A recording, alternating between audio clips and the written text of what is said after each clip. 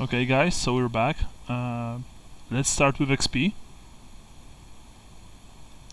Alright, I don't think I have enough yet. Let me just double check. I think I got to like 90 something points. Did I put it? Could we spend XP to get wounds back?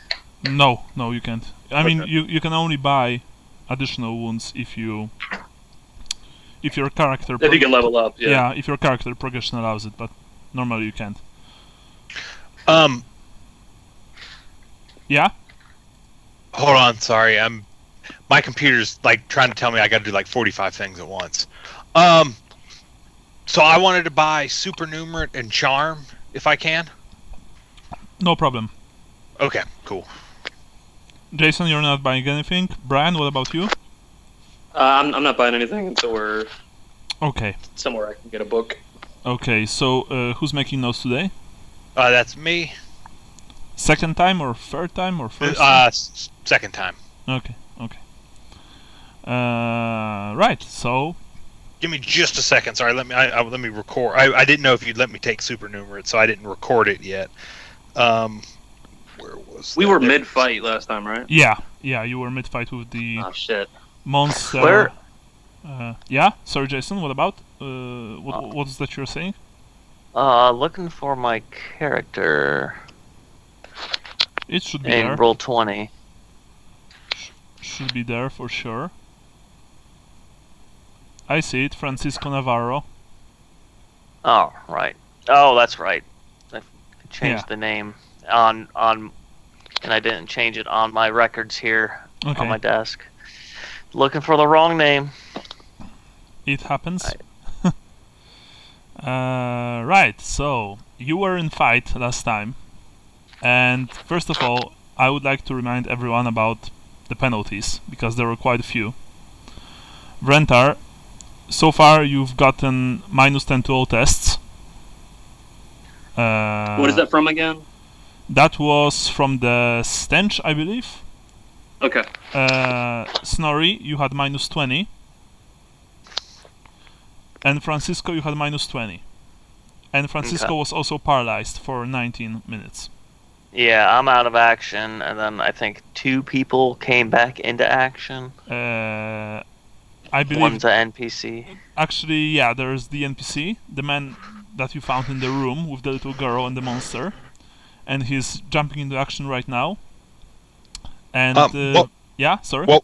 What were everybody's penalties? It was -10 for Wrenthar, -20 for Snorri. -20 for Snorri, -20 for Otto, -20 for Francisco, -10 for Wrenthar, and I believe that Wrenthar is no longer afraid. Right, Brian? I think so. I'm fearless, right? You are? I can check my character sheet in a minute. I'm actually next door making some coffee. Because if you are fearless, then that would change probably quite a lot. No, I thought you just passed. Okay. Oh, it was something. It was something that like Okay. I'll look when I'm at my sheet. Because if you are fearless, you don't test for fear. You only test for terror, and you treat terror as fear. So, for example, you can... I had asked you last session, and you said it didn't apply in this case, whatever it was. Okay, because that thing is not terrifying. That's for sure. It only has the fear trait. Okay, well, in any case, I think that you've managed to overcome it. Overcome your fear. So you can fight normally. Snorri, you are meanwhile right. Yeah, Snorri ran and he got to the door. Yeah. Before he finally stopped. To the door or to the gate? I thought you said door. Door. Okay. As you guys can see, I've uploaded a couple of maps here. These are the maps of Villa. They include the floors that you haven't yet visited, but I don't think it doesn't really matter. You are currently on the first floor. This is the second map from the top. And I'm going to paint. That's always fun. Especially with my skills. I'm going to paint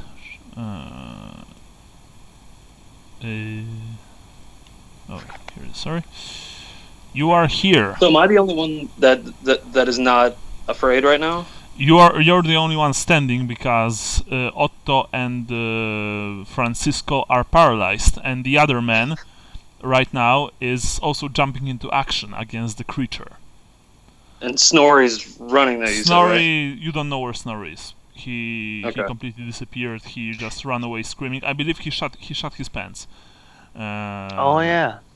I have a prayer that can And I make think- everybody regain. Yeah, if they are within the reach of the of the prayer, I mean, you know, the prayer radius. That's one thing, and the other thing is that it doesn't work on paralyzed people. It only works, Yeah, it wouldn't work on them. yeah, on people who are afraid. Right. Let's make once again. Let's roll for initiative. Well, I recorded the initiative in the note. Okay, so by the way, Snorri, you see one thing as you are standing outside the I did check the notes. He stopped at the door. According okay, so when you are standing at the door, you see that from the direction of the gate, three figures run towards you. And you know it's gloomy, it's dark. There's this green haze emanating from all around this cursed place. So at first you think that these men are probably cultists, but and you of course you try to steady yourself to prepare yourself for a fight. But to your surprise, you see that you recognize this man. These are the hunters. The hunters who saved you and I believe Wrenthar. They run towards you. They have handkerchiefs. Well, I mean, sorry, scarves covering their faces. Their weapons are unsheathed. And they hail you, Master Dwarf, Master Dwarf.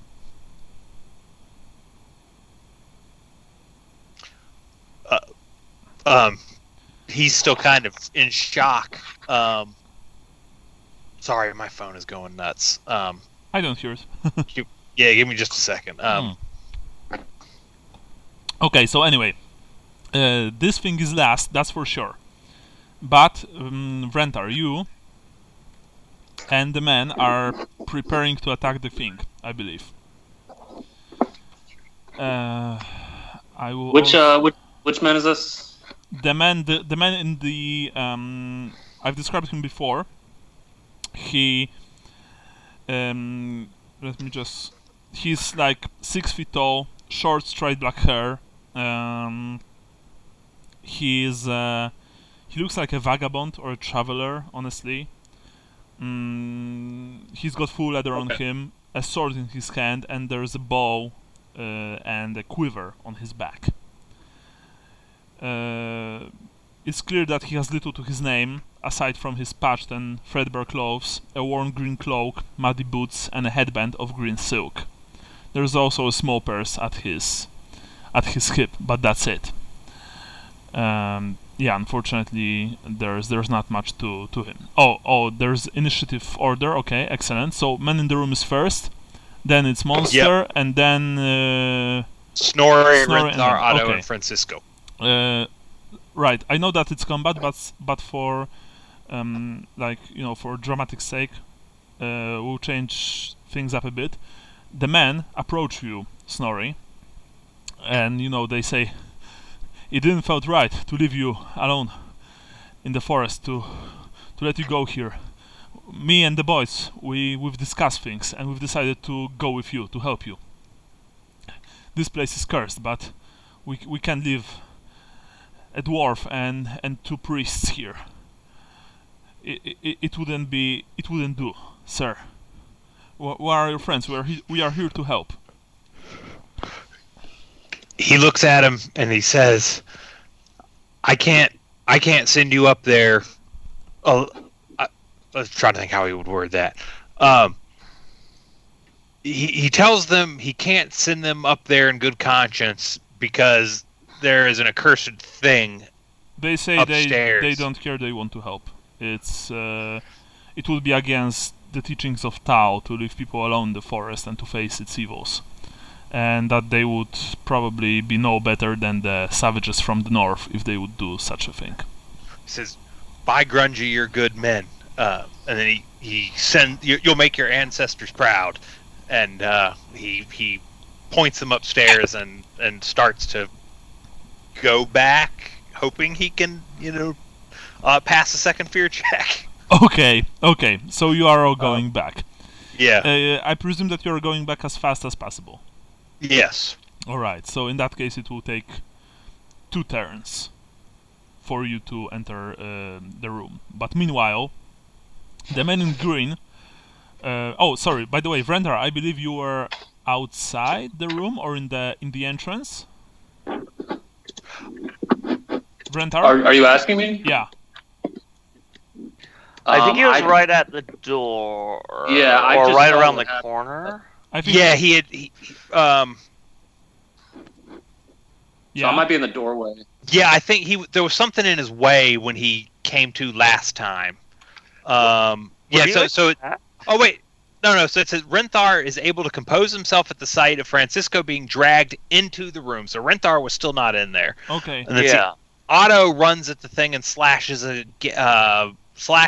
it, but then it rips his arm off rips open his arm and paralyzes him. Yeah. And then that's where we stop. Yeah. So Wrenthar is still not in the room. Okay. But Wrenthar, you hear that inside there's still battle. The man approaches the beast and attacks it. Let's see if he'll manage to do anything. He strikes. The beast will try to dodge. 0-1. It managed to. Okay. Now it's beast's turn. So wait, who just the man attacked the beast? Yeah, the man attacked the beast, and now the beast strikes back. Oh, by the way, for simplicity's sake, actually, this man have very high initiative, honestly. So, he did, yeah. He was first. No. I mean the hunters. So the hunters will be in initiative order. They will be in front before the beast. Okay. Actually, they will be even before the man, the man in green. Okay. Now the beast retaliates with all of its quite a few attacks, honestly. Let me quickly just see. Nope, the first missed.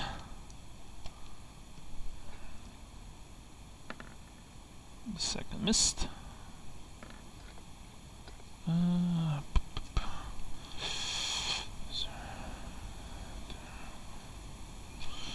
Okay, it struck. The man will he will dodge. He didn't. Okay, it's bad news. I actually have a couple of books open, so I will need to like.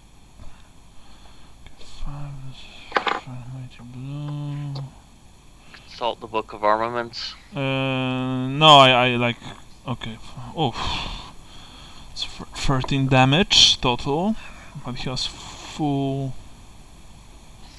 So they go through. And now he'll need to make the paralyzed test. Oh, he loves it. He loves it. He loves it. Okay. Fourth attack. No, and fifth attack. No, just by 1. But it means that it's a botch. He failed on an 11? Yeah, he did. By 1. Negative. By 1. Yeah. Because is it because of the negatives that go with each additional attack? Yes. Okay. Yeah. All right. So unfortunately I can't really describe this to you because Wrenthar isn't seeing this. But Wrenthar, you can hear a furious combat coming from inside, and you can hear a man shouting, obscene things at this horrible creature, also yelling in pain. You can even hear him, shouting like, "Aha! I have you now!" Stuff like that. And you can hear that this thing is just bellowing in idiotic anger and pain and misery and fury. And Just so, misunderstood. yeah. Okay, so next round, it strikes after Snorri, which, I mean, doesn't really matter because Snorri is still around. Actually, let's make it more interesting. It strikes after Wrenthar. Wrenthar, you'll be first next turn. Okay. Before it, okay? Right, so that was the creature. So now it's Snorri. You are running with the men inside. The men have switched their longbows for their for swords and daggers. They are, as they say, they are prepared. Actually, sorry, they have axes and daggers. The men, I would like to remind you, are named Anden, Rupert, and Trent. And they are very determined. Meanwhile, Wrenthar, it's you. It's your turn. You've managed to conquer your fear, and you are ready to go. I need to charge and at least see what's going on. So I guess not charge, but I need to get in the doorway. You can't even charge because you don't see your target. So you can move inside. Actually, you do remember when the creature was. The creature was very big. Remember that. So you can enter and attack if you want to. Okay.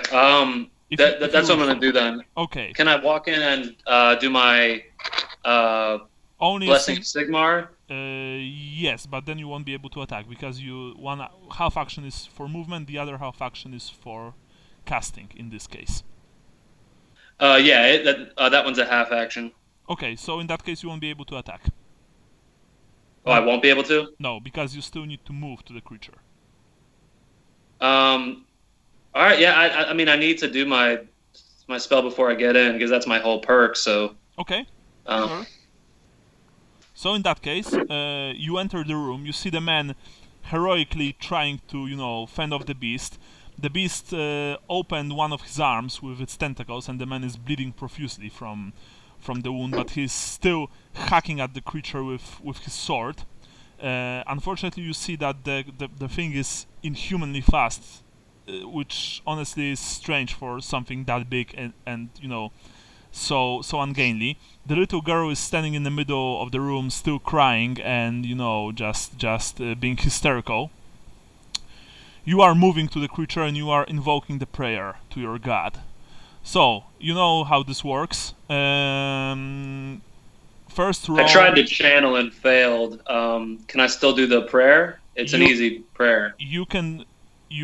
Okay, yeah, you can do the prayer, but that means that we will roll on the Wrath of the Gods table because you failed the channeling. So,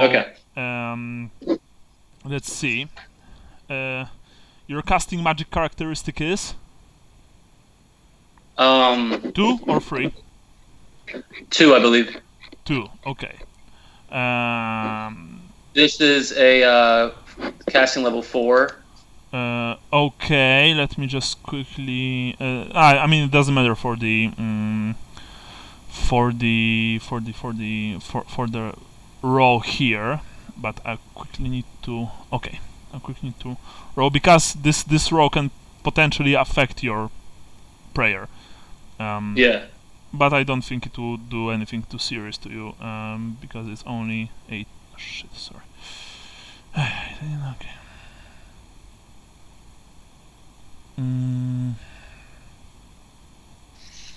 Okay,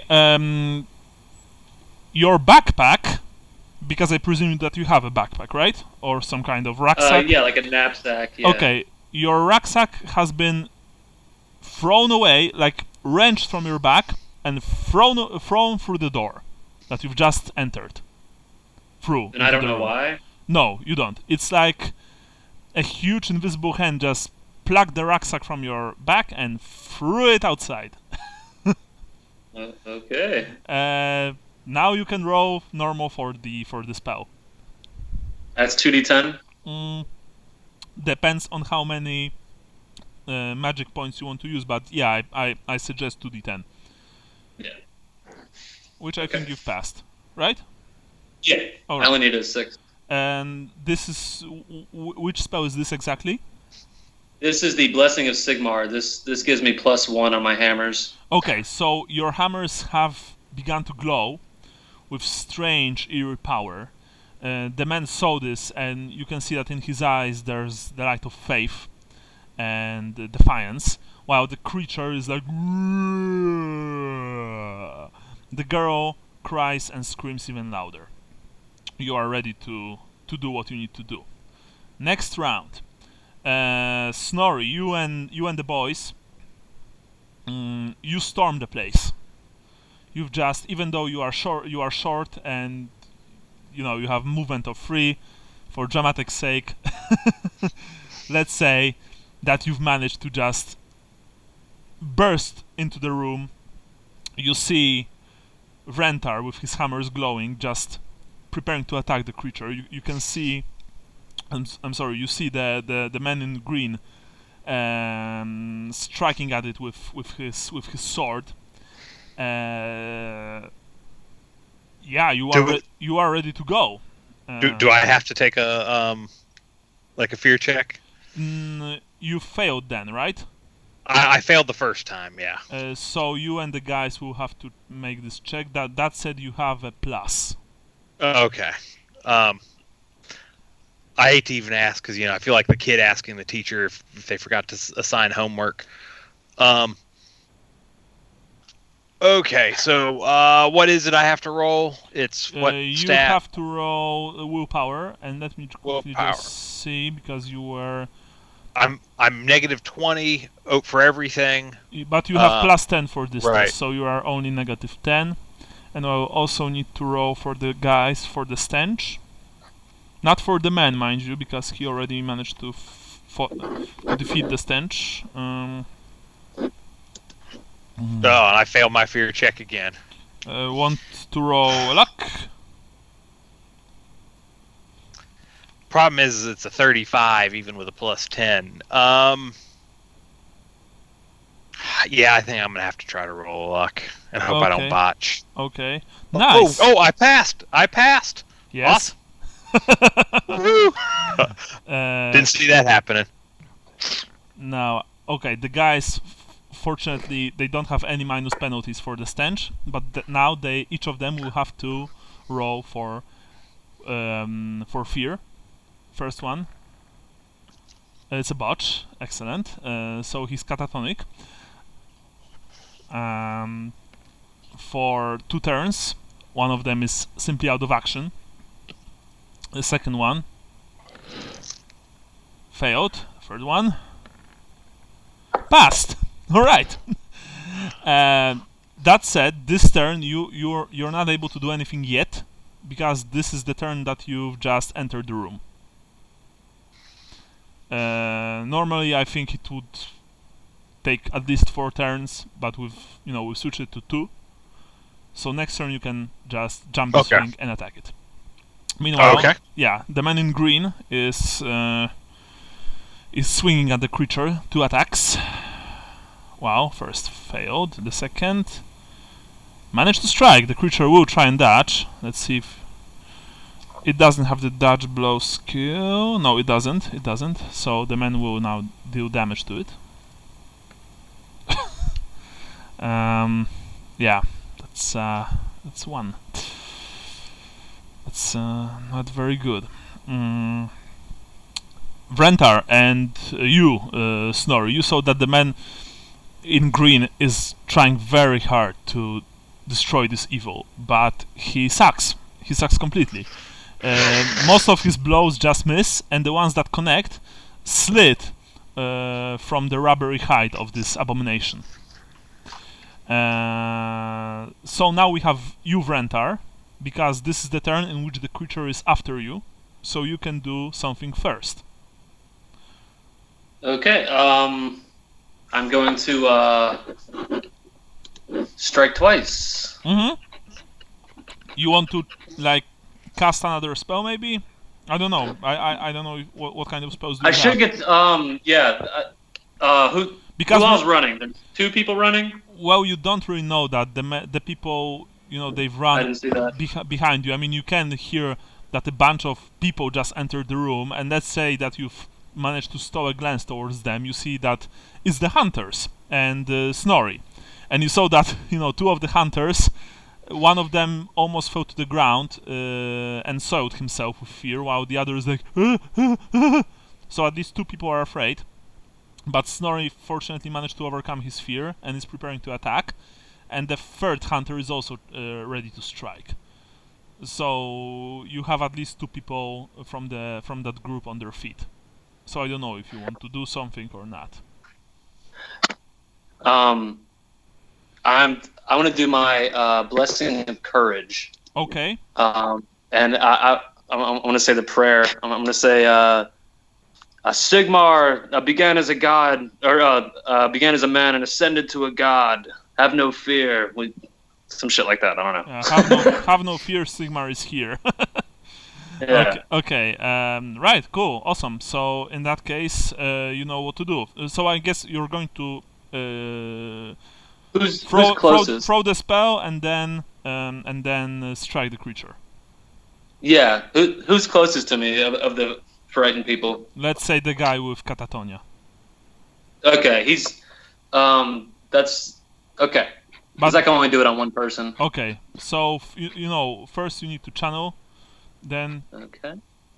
you can roll. Okay. So let's see. Yep. Here we go. Here we go.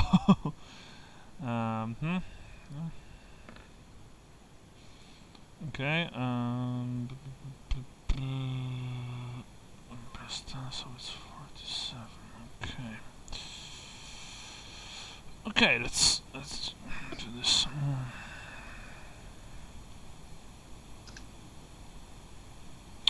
Nice. So I need to roll one more time.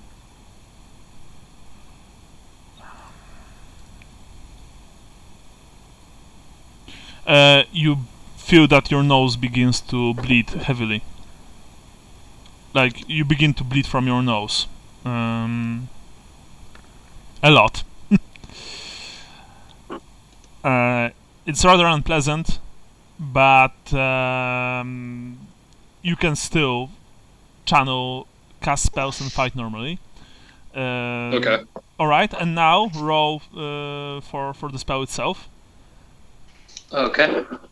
2d10, and let's see. Nice. Woo! You've unleashed the power of Sigmar, and the man immediately composed himself. It's as if, you know, a veil has been taken from his eyes.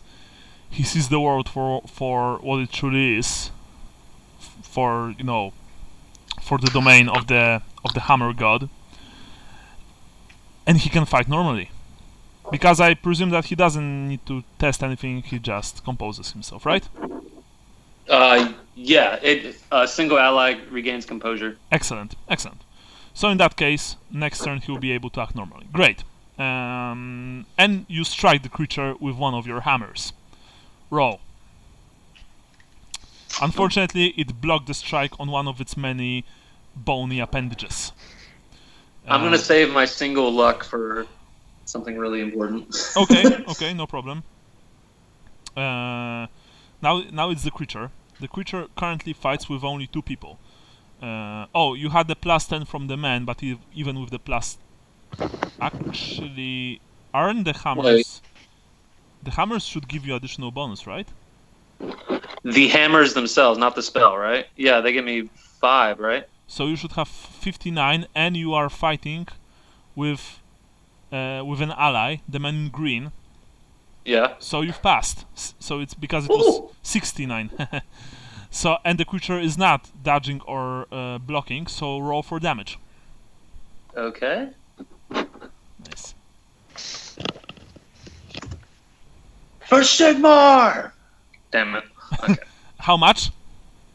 4 plus the 1 from my hammer, that's 5. My strength is 5. That's 10. Let me see if I have Strike Mighty Blow. I have Strike Mighty Blow too. So 11. So 11 total. Alright, excellent. So let me just quickly see one thing.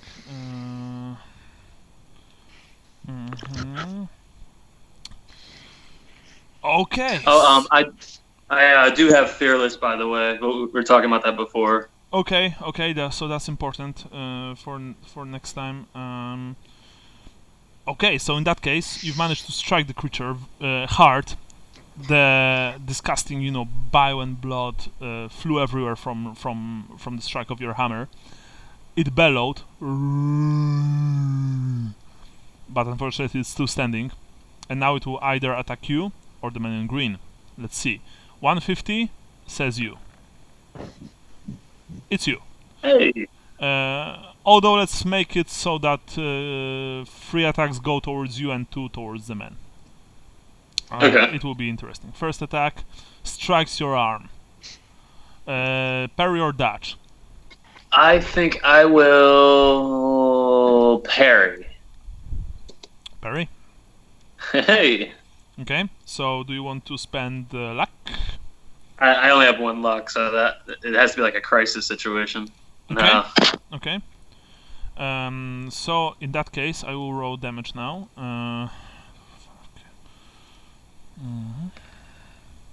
6. I don't think it did anything to you. Oh, we hit 6. It wouldn't have. Yeah. So the first blow, fortunately, was stopped by your chainmail. That was good. Oh, remember that.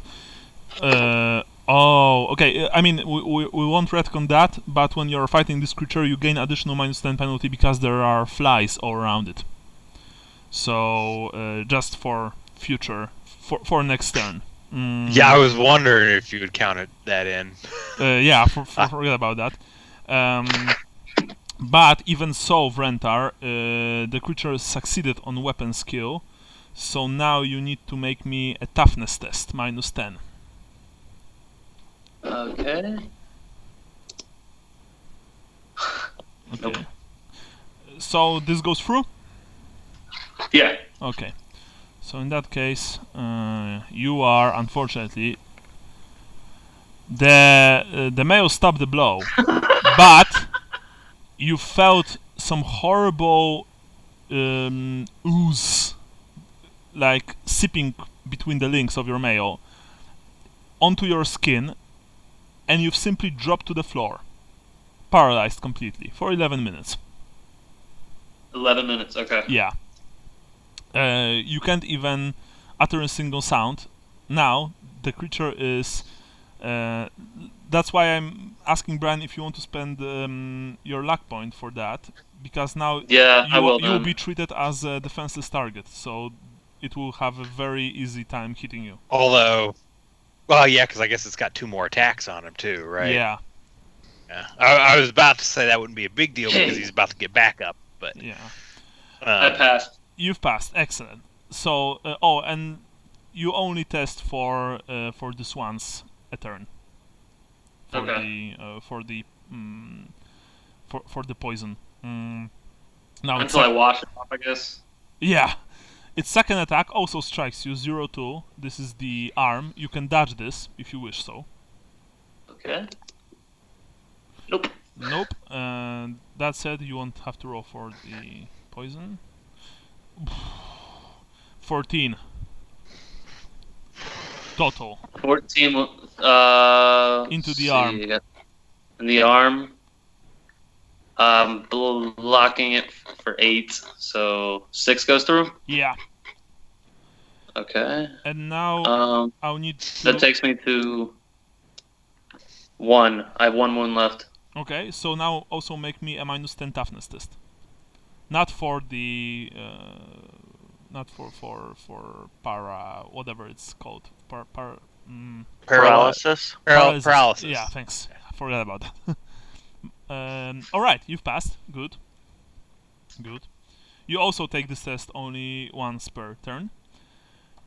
And now it's third attack. It botched, actually. Nice. Okay. So, let's see. Oh, 9. That's actually pretty high. Next turn, you all attack before it.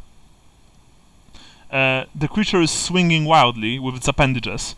It managed to strike you very hard with one of its bony protrusions and open your arm. The pain is excruciating, and you shudder to think what just might enter your bloodstream from this blow. But the creature is also very wild, very chaotic, if you will, and so it trashes everything around you. It trashes the ceiling, it trashes the floor. It's as if its attacks are completely random. That said, the man in green is also being struck. And it actually manages to, I think, it manages to hit him. He will try and dodge. Fortunately, this blow was dodged by the man in green, and the last attack misses completely. Excellent. Okay, so next turn, the hunters. The creature is so big. I mean, the room is quite small, as you can see it on the map. But the creature is so big that all of you won't have any problems attacking it. First, one of the hunters will try to compose himself. He failed. The other two approach the creature and attack it. First one. It has plus 20, so I believe he managed to do just... Actually, no, he failed. He failed, unfortunately. By 2. And the other one, he managed to hit. All right, the creature will try and dodge. It botched. Nice. So this will deal additional damage. You see that two of the hunters who stormed the room with Snorri charged the creature, swinging their axes and shouting prayers to Tal. One of them, unfortunately, failed to penetrate the creature's staff hide, but the other man's axe has bitten deep. He will now roll damage and additional d4.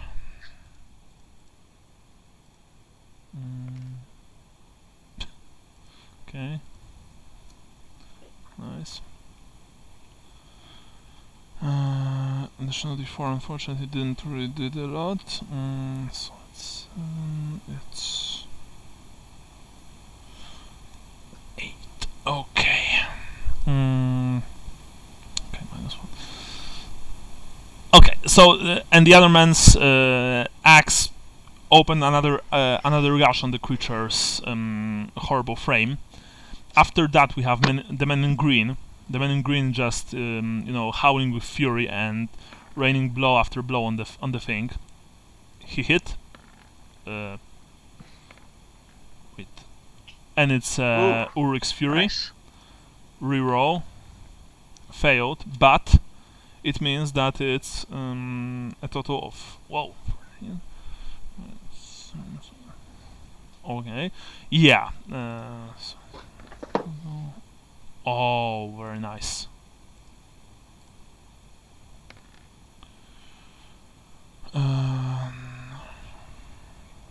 Yeah, you see that the man in green is just going to town on it. He hacked a couple of tentacles off. He opened huge, deep gashes in the creature's side. It's spewing disgusting fluids everywhere. There's no stopping him. And now we have you, Wrenthar. What about Snorri? Oh yeah, sorry. Snorri is before. I forgot about it. Sorry. Yeah. In that case, yeah, we have you, Snorri, of course. Okay. Snorri wants to charge in, screaming, guide my axe, Grimner. All right. Or Grimnir, guide my axe and charge in and strike.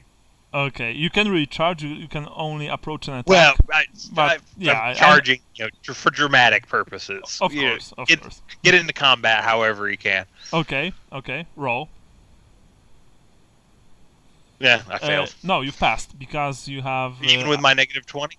Oh, so okay. So let's count. You have -20, -30 for because the stench. The flies as well. So you're striking on 28, but you have +10 for the 23.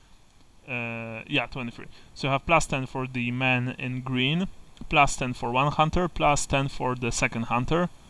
So it should be. So you still failed, unfortunately. Yeah. All right. I mean, you've managed to strike the creature, but the blow simply didn't do any damage. It's like you are striking a very like slimy, a very large, tough, slimy piece of leather. Okay. Now we have Wrenthar. Oh, so yeah, Wrenthar is paralyzed. He's paralyzed, So no, we right? don't have Yeah. Wrenthar. Sorry. So now the creature. The creature will do something more interesting, and it will. I wasn't paralyzed. Yeah, you were Oh, for 11 yeah, minutes. yeah, you. Oh were. no, that's right. Didn't I- That's right. So, because he, so you've I used to connected. look. So you've connected, Andy. Because it's +10 for Oh. Wrenthar. So Oh, roll okay. 2d10. Impact quality weapon. Nice. and One. then, An 8. Eight. Okay, so a total of. so his normal strength bonus is 4, but with negative 20, it would only be 2. Is that right? Yeah. No, Okay. sorry. Wait. -20. It's -20 to tests, not to stats. Okay. So in that case, it would be 12. 12. Okay. Yeah, your ex drank deep of this creature's foul ichor. The creature is weakening, you can see that. The two faces, one male and one female, are, howling ever so, like, slightly quieter, with much less fury than before. Now we have Wrenthar. Attack. Okay, I'm going to strike the beast with everything I have. 2 attacks. Okay, 2 attacks. Excellent. Roll. First Sigmar. You've managed to hit, of course. Roll for damage.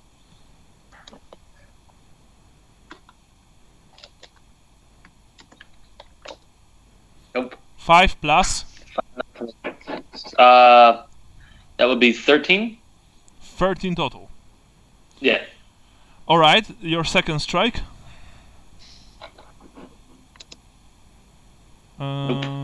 Yeah, I think that one unfortunately failed. Alright. One of your blows almost completely shattered the creature's leg. It fell to the ground, but it is still able to strike at almost everyone around it. So each of you receives a single attack, starting with Wrenthar, and then going with Snorri, the man in green, and 2 hunters. So wait, it's attacking us? It's Or attacking. we get a free attack in? No, it's attacking everyone around it Okay. with a single attack. That said, Wrenthar, you've managed to parry the blow with the head of one of your hammers. Snorri, you've simply ducked. The man in green jumped away. Hunter number 1 also parried it with its axe. Hunter number 2 simply sidestepped. Excellent. And now we have next turn. So the hunters. Oh, yeah. I mean, you've surrounded it, and you've simply chopped it to bits with your weapons, or smashed it to bits in case of Wrenthar. After a few seconds, there's nothing but bloated, disgusting carcass, or rather pieces of it. The creature is like, and as it died, it extended one of its appendages towards the little girl who is still crying, as if it wants to caress it. But then the appendage falls to the ground, and the creature moves no more. Speaking of disgusting things, I need to go deal with bathroom stuff with my daughter. I'm sorry. I'll Okay. be right back. Sure. Take me like 5 minutes. Okay, no problem. I'm coming, Molly. Yeah, I'll be back in a second as well. All right.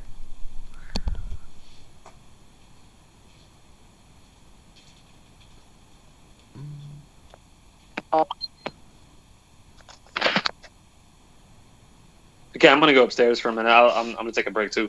I'll be back. All right.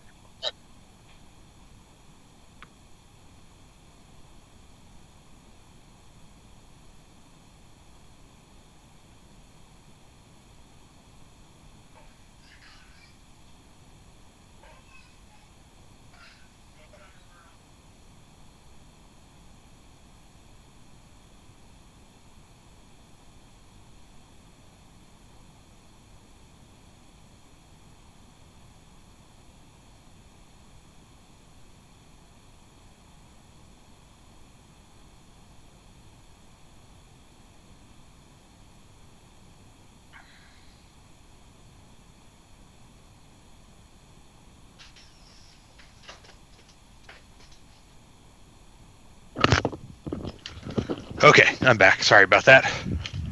They all took a time to grab took a quick break. Oh, in that case, I'm gonna go make a quick cup of coffee. I'll be right back. All right. Alrighty.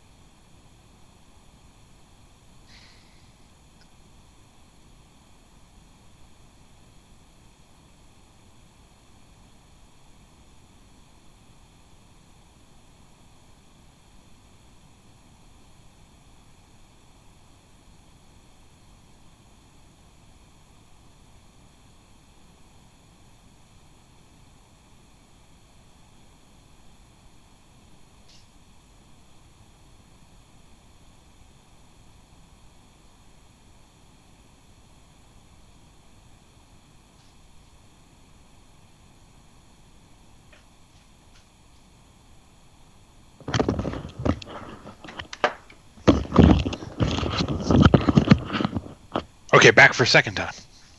Oh, still not back yet. Got anything else you need to do? Run some errands? Yeah.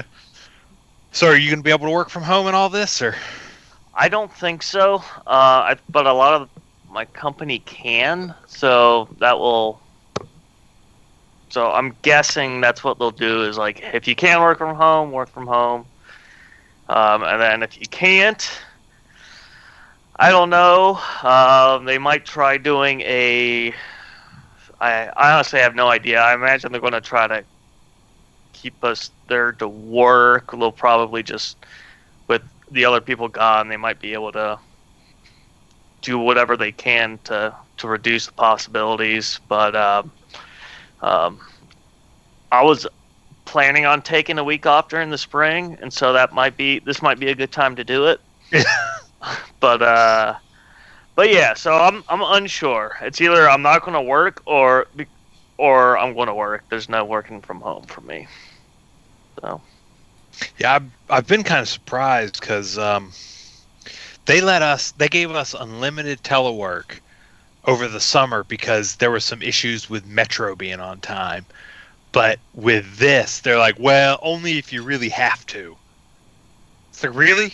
You could give us for the subway running slow, but a global pandemic and you're antsy on giving us whatever. Yeah. But they basically they sent out an email that said, if you meet these conditions, and with the Virginia governor declaring a state of emergency on top of some school stuff, I meet 2 of the conditions, so I'm going to try. I'm going to apply for it tomorrow. I'm working from home tomorrow anyway because I'm allowed a certain amount of work from home time. Yeah, per week anyway. So yeah, I tomorrow and still be within that.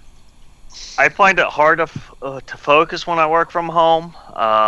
But like I don't think I can at all. So it's one of those things where it's like if I can't go to work, then it's straight vacation, or if I can go to work, then that's that. But I'm kind of waiting for that email to kind of see what's going on. You know, my group works a little differently than the rest of the company, and so like there's that going on. But yeah, I don't know. How are you guys managing I'm back. the corona? Yeah, that's what we were just talking about. It was, Fine. So far. I think the whole world's going to have to basically stop for a month. Like every government in the world is going to have to pass relief packages to make sure everybody, like basically it's like the first experiment for like universal income, like where it's forced, you know? Yeah, I mean, we have slight food shortages here, but you know, nothing too serious. Now I've been kind of thinking about how all that works. I know it's like, do you think the food companies are reducing their output, or do you think it's just a reaction to certain people stocking up is kind of screwed it for everybody else? Like I've been like I don't quite know how the supply chains work. I think the second option. Yeah, I think so too. Like we have certain items that are just out, but like everything else seems just normal as far as like besides the few select items. So I think all the industry is still running to capacity, and so I think once people realize, okay, we have enough stuff stocked up, like I think it's going to kind of rubber band. But I don't know. It's kind of an interesting. It'll be neat to see what's going on. Not neat, but it'd be interesting to see what's going on behind the scenes. Well, you've heard about the thing that Trump wanted to, I think, buy some German company. Yeah, I saw that. Yeah, that was making vaccine. He wants to buy what? He wanted to buy a German company or coerce them to work in States on the vaccine for Corona, but on the condition that they would only give it to the Americans.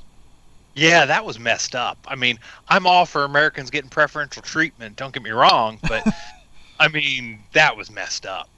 Yeah, I mean... Now, I heard that several countries already have a vaccine, and that it's just currently in the FDA. Everything I've read said it takes...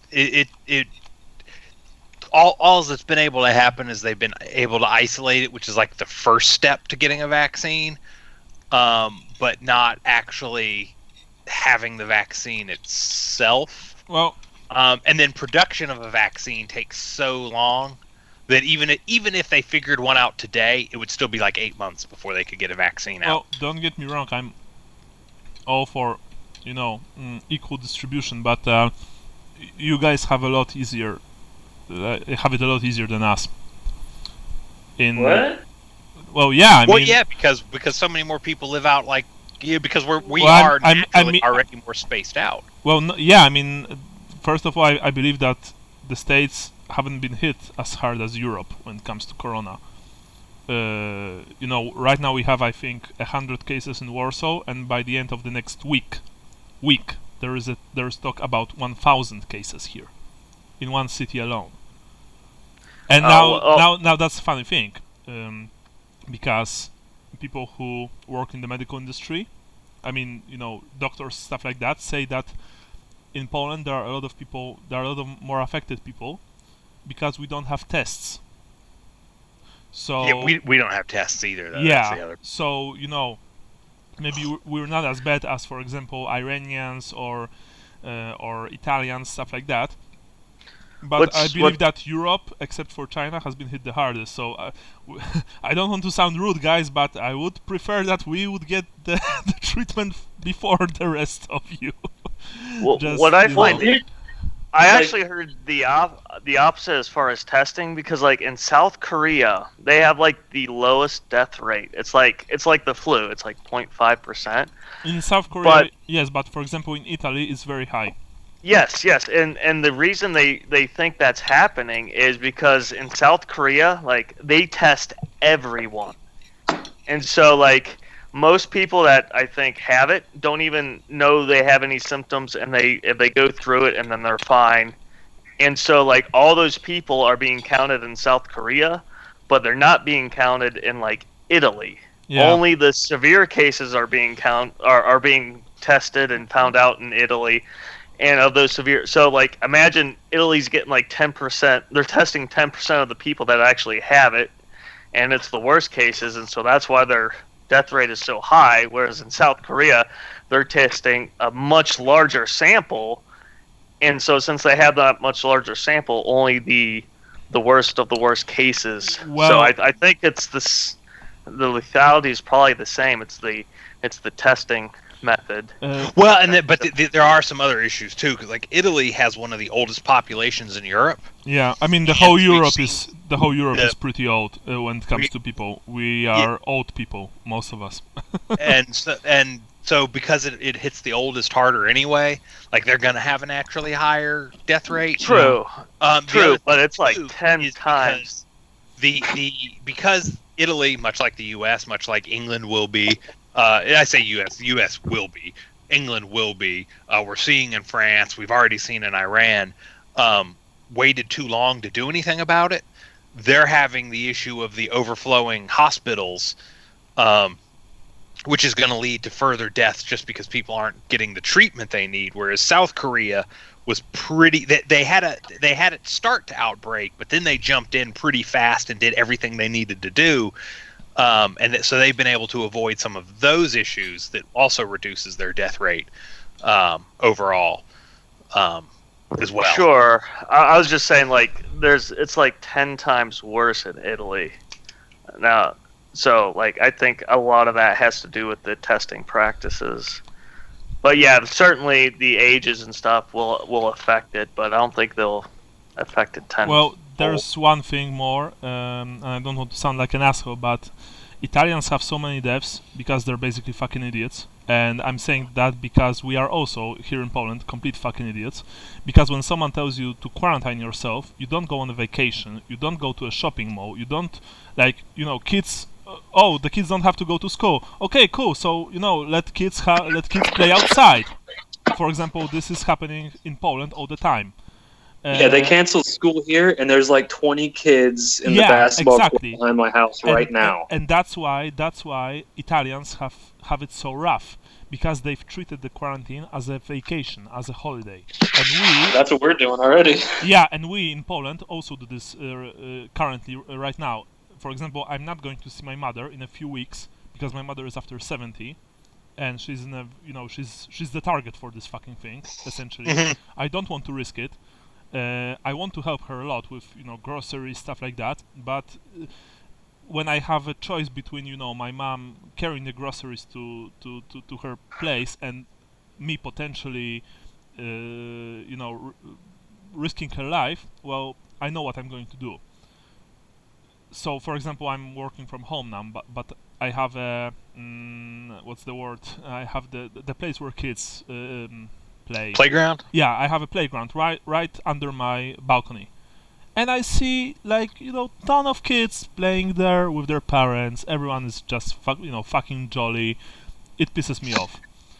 Well, I mean, I will say, I will say, I mean, if you've got kids, having them cooped up in a house. I don't. You start to I'm not saying it's right, but I also think and then you combine with the fact that kids are the least hurt group of this. I think it's very easy to just need the kids to get out of the house to move, because you're less worried about them, because it is easy to forget about that. The danger is not you getting it, danger is you giving it to other people. Yeah, that's exactly what I was saying. By the way, we should go back to the game, but just just as a closing, funny but also very very creepy story. There's a recording of a bunch of, I believe, 30 plus Polish students from one of our academies, gathering and making a party and singing stuff like, oh fuck coronavirus, haha. And then next day there's the headline in the news: 32 students quarantined because half of them were tested positive for this thing. So really, people don't have imagination. Yeah, they large gatherings like that are perfect way to just get this thing. And I see it like Italians did it, and now they have, I believe, the highest body count in all of Europe, and I think the highest body count aside from China. And we already had, I think, 2 deaths here in Poland, which, it's like only 2 deaths. Yeah, who gives a shit? But the prognosis for, well, they look a lot worse. Both for people who be sick and for people who probably die because of this, and they die because most people are just mindless, and it's something that it's just irritating me. Yeah. You should go out on your balcony and just start hacking on all those people so they go home and get. Yeah, well, I could, and I mean, people are doing that, funnily enough, but they won't listen to you. Media, half of our media, mainly the right wing, are saying stuff like that. This is all just made up. That this. Oh yeah, same here. Yeah, this isn't. I got my parents believing it. Yeah, this isn't real. Oh, it's a Democratic hoax to get Trump to lose his election. Didn't you know that? Yeah, and we have that. Oh yeah, it's the leftists created it. Yeah, it's only a flu. And it's like. And what's so bad about that too is that, like, the bulk of the people that get that right wing, like in my experience, at least in the U.S., are the exact people that has the best chance of killing. Yeah, it's like, do you really want to kill off that many of your voters? But whatever. Yeah. Well, anyway, what I can only say one thing: I wish you all guys and your families and your close ones, all the best, and to stay in good health. Don't feed Papa Nergal. Actually, say no to Papa Nergal because he sucks. And Papa Nergal loves you.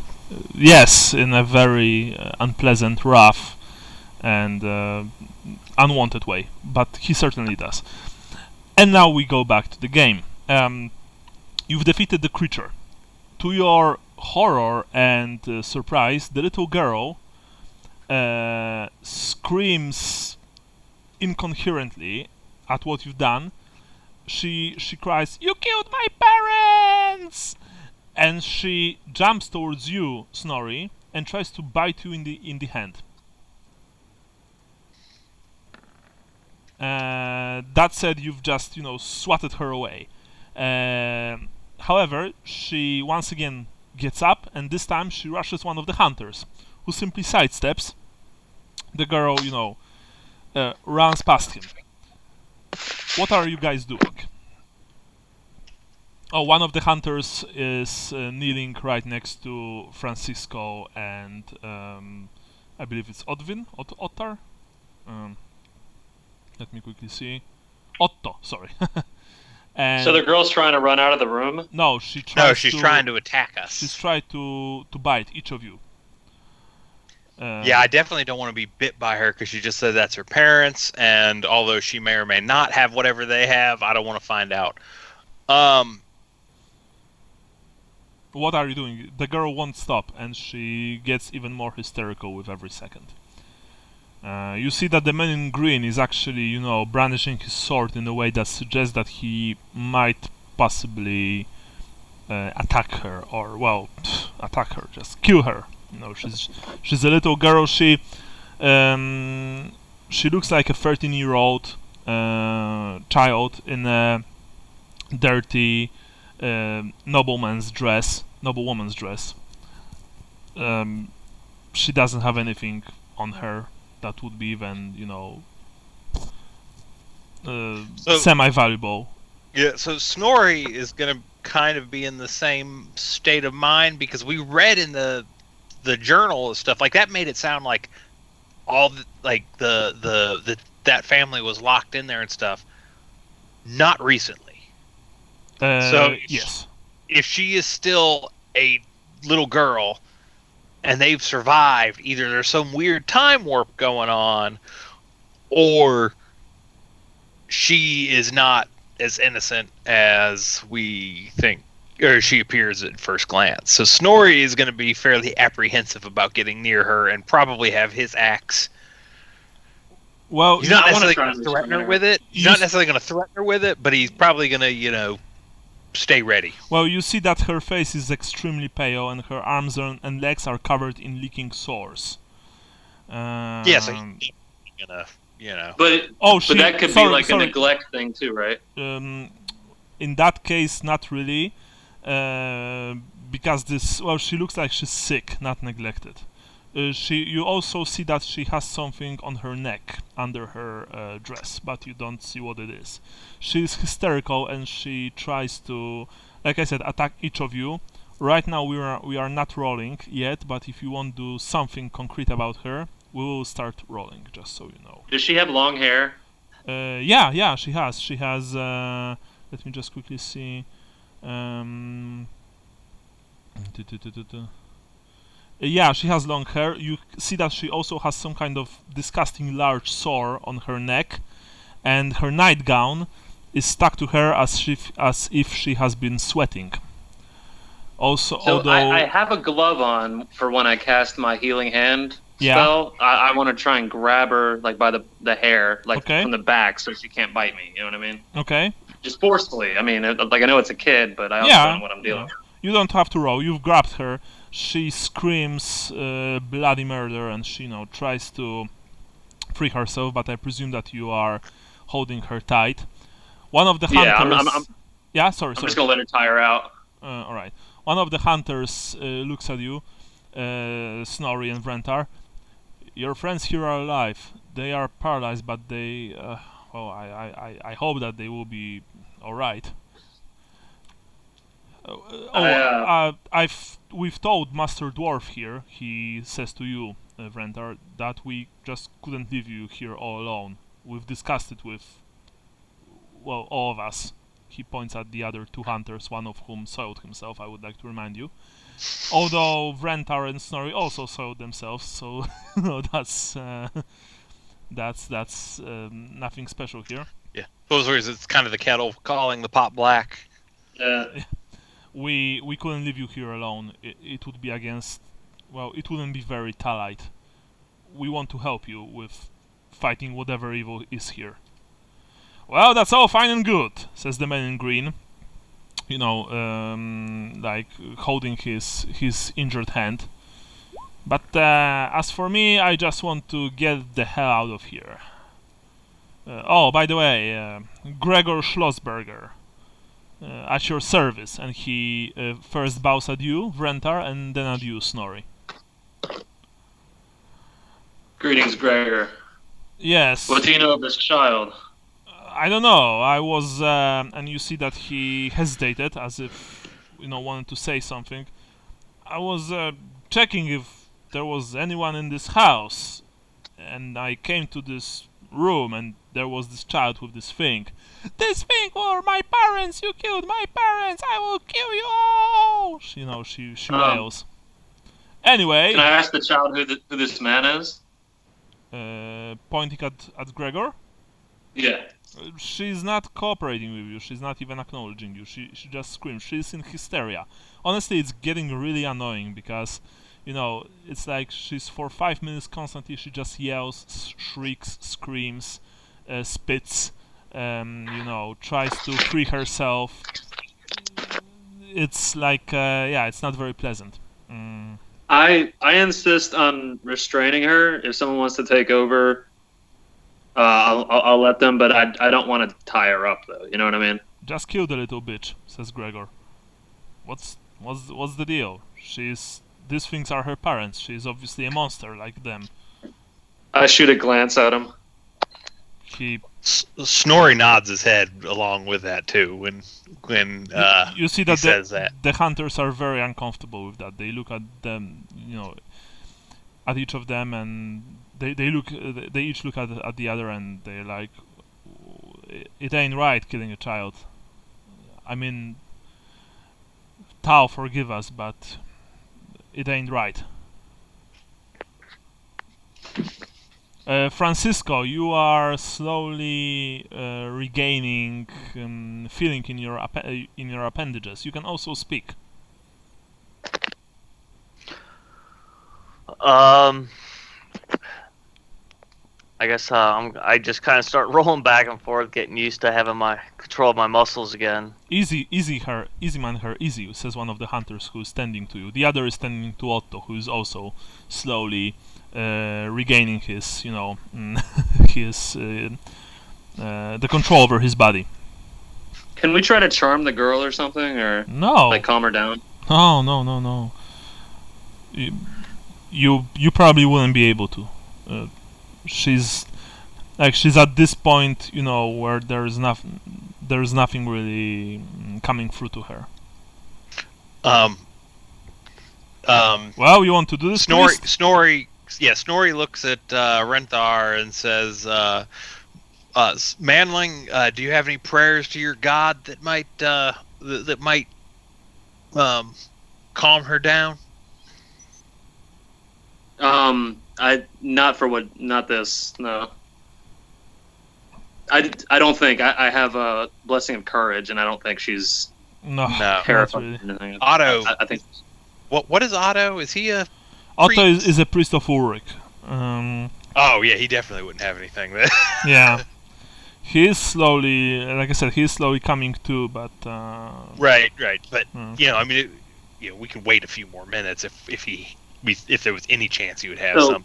But Francisco kind of rolls and gets on all fours and looks up at Brian, your character, and is like, well, perhaps you have a prayer that can ease these aching muscles and open wounds. Yeah, I need to get started on that. Like, who's really hurt? We need to move, says one of the hunters. So we need to move from this place. Staying here too long is too dangerous. I agree to that. I agree with the man. Have and go outside at least. Yeah. Well, I guess, says Gregor, I can stick with you for a while yet. Strength in numbers and all that. If you don't mind, of course. No, obviously we can use all the help. Tell us about yourself, Gregor. Sorry, what? Tell us about yourself. Oh, I'm a prospector from Wolfenberg. I was leaving that city. There's not much left there. Unfortunately, my mule got killed along the way, and I've lost my cart even earlier. I think a leak from this estate. So I've decided to check this house to see if anyone would be able to help me. But alas, it's infested with scum and villainy. Roll for going through the Dracwald alone. Well, sometimes you have to, sir. I mean, I was living in Wolfenberg for quite some time now, and I'm pretty sure that you know that the city ain't exactly existing anymore. I don't know where you're from, sir, but here in the north, where the war came, we can't be too picky as to our situation. I know all about the war in the north. So I guess then you know that the situation here is very tough. It's very unforgiving. I'm gonna try and hide my suspicion. Okay.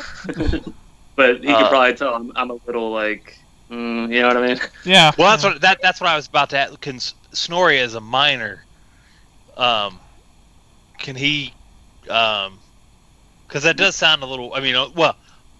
Are we walking and talking? No, you are still in the room because your friends haven't yet regained the completely while we're waiting their for them strength. to be able to, yeah. While we're waiting for them to be able to move, Snorri is going to start talking prospecting and mining stuff to Gregor. Not because he's suspicious, but because he likes gold, and he's going to start like questioning him about like gold veins of ore and stuff nearby.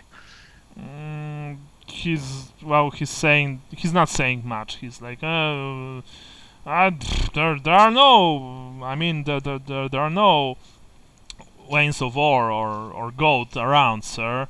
Then what would there be worth prospecting in this area? I mean, I was making my way south towards the civilized parts. I wanted to start a new life there. But But you said you were prospecting in Wolfenberg. Is it Wolfenberg? Is that the name of the yeah, place? Wolfenberg, yeah, the capital of Ostland. Okay. Yeah. I'm always looking for new sources of Well, I wasn't exactly prospecting. I wanted to become a prospector. Francisco's like, well, perhaps he was prospecting an abandoned house for its good wares. Well, I mean, Which is not an honest way to make a living if it's all abandoned and of course, run down. What else did you find around here? Well, in this house? Only death and terror, sir. I actually wanted to make my way out, but there be wolves in the forests around, and they are not natural, sir. Oh no, they are not the holy animals of Ulrich or Tal. And he, nods his head towards Otto. So I've decided that I might as well stay here for a while. I mean, for a little while, and check the whole place. Yes, well, I believe we've heard those wolves before we made our way inside. We may want to consider all of our options before we run back out there. Unfortunately, when I've entered this room, I saw the little devil here and her parents. Ah, my parents! You've killed my parents! She just keeps screaming. And, well, the rest is history, as they say. If it weren't for you, good people, I would probably be done for. So, thank you, and blessings of your gods be upon you. Snorri asks him if they were harming the child, or if they appeared to be no, sir. If she appeared to be fine with it. On the contrary, it seemed as if this creature was protecting her, nurturing her, as if it was her animal, stuff like that. Is there any magical sense or anything that could work here? You are honestly very afraid to use your inner sight in this place. This place is just, it's infested with evil. Well, like, do you have any frame of reference on what this thing was, or like? You roll for intelligence. Okay. Anybody in the party that's seen something like that before is all dead. So. I'm chewing on my tongue. Actually, you were like thinking very hard what it was, and the girl slipped and tried to bite you once again. That said, you've managed just in time to take your hand back before she sank her little teeth into it. Somebody muzzle that bitch if you just want to let her live. Can one of the sympathetic hunters hold her for me? Before anyone could do something, Gregor ran her through with his sword. Wait, so he did, or you're saying he would? He did. Oh, he did. Yeah. Well, that's one way. Can I quiet? Toss him back? Yeah, you've tossed him away. He's like, hey, what's the idea?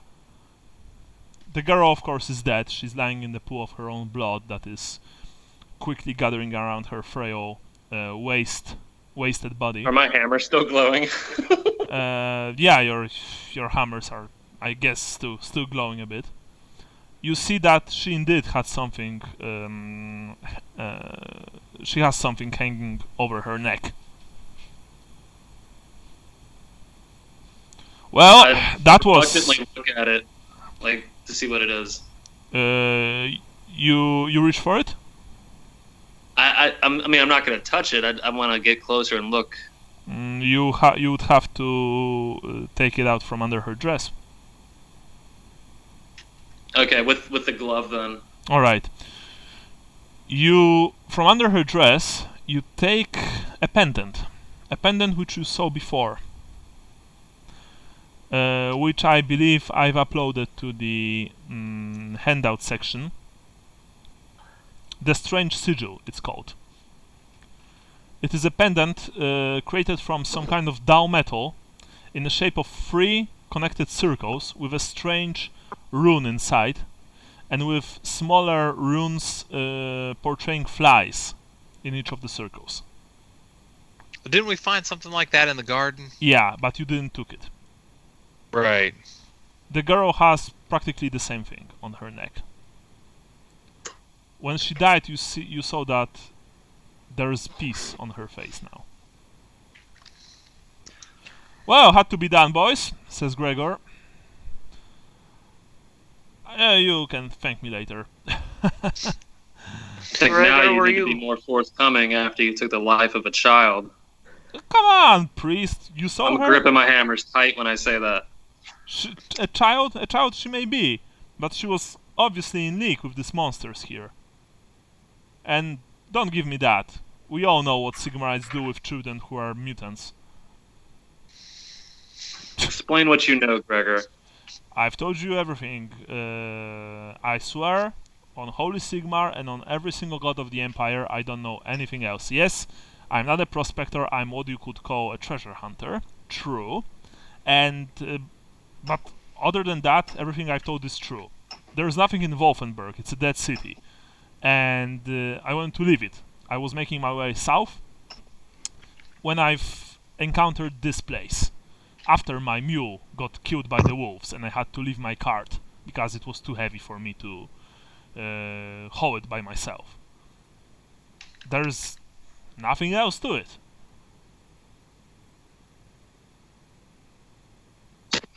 What's Sean's character's name? Just Otto. Otto. Otto. Just look at this child. She had this heretical symbol on her neck. And you're Does he seem sincere in that, like, he was just like, kill the heretic? He is a very simple and probably very morally dubious man, but you don't think that he's lying. He's just you know, this kind of adventurer who's more of a thug than a nobleman. Like a noble Otto? soul, sorry. Yeah, I'm here. Getting up. Everything hurts. Can I try to intimidate him? Sorry, you can, but what's the point? And besides, like, remember, I want to say that if you intimidate him, he will look at you in a different way.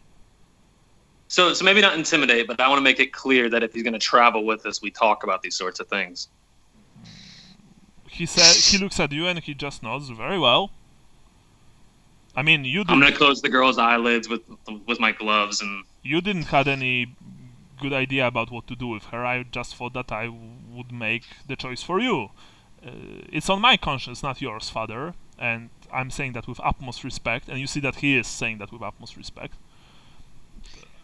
When I was in Wolfenburg, before it got destroyed, they've taught us in the temples to destroy evil wherever we would encounter it, and whenever. So I did just that. Herr Priest, if I may, perhaps we do what we need to do here, and before we step out. And Otto, do the wolves of the north? Do they usually come at night, or is it better to travel by day? Well, it's certainly better to travel by day, especially since these wolves are not Ulrich's chosen. Should we consider waiting till the sunrise before we step out from this place?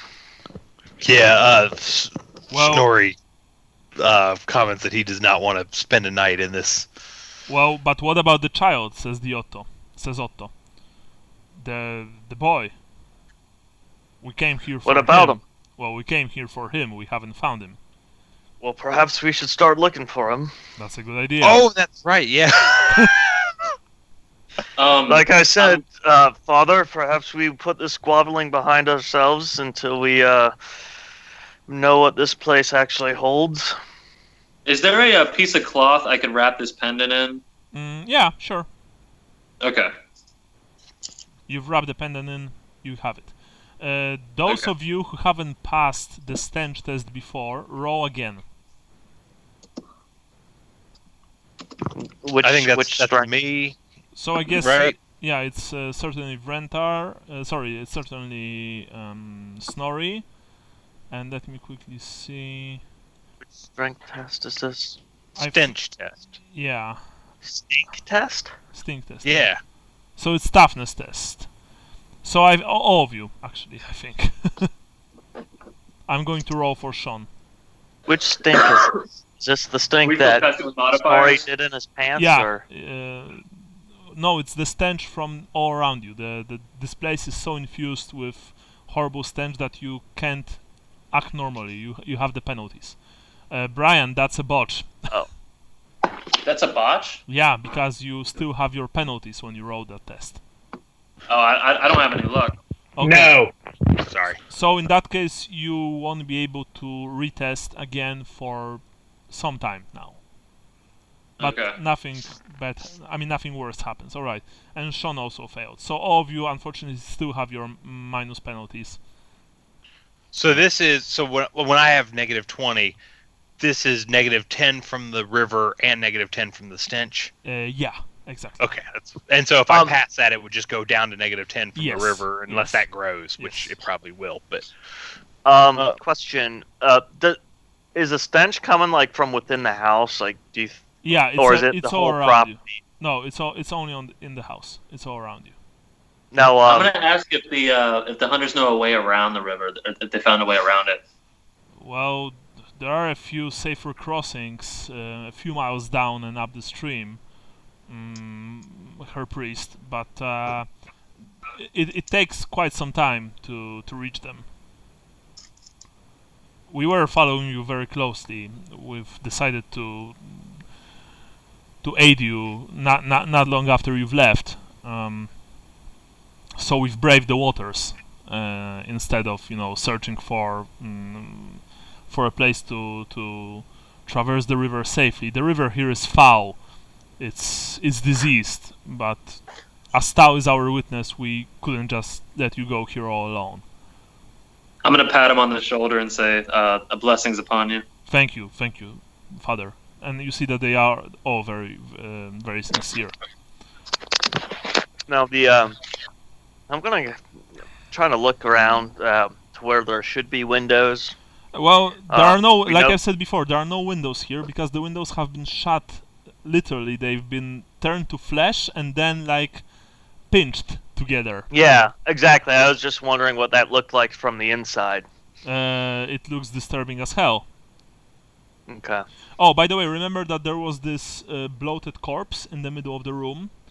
The corpse is, well, it belonged to a woman.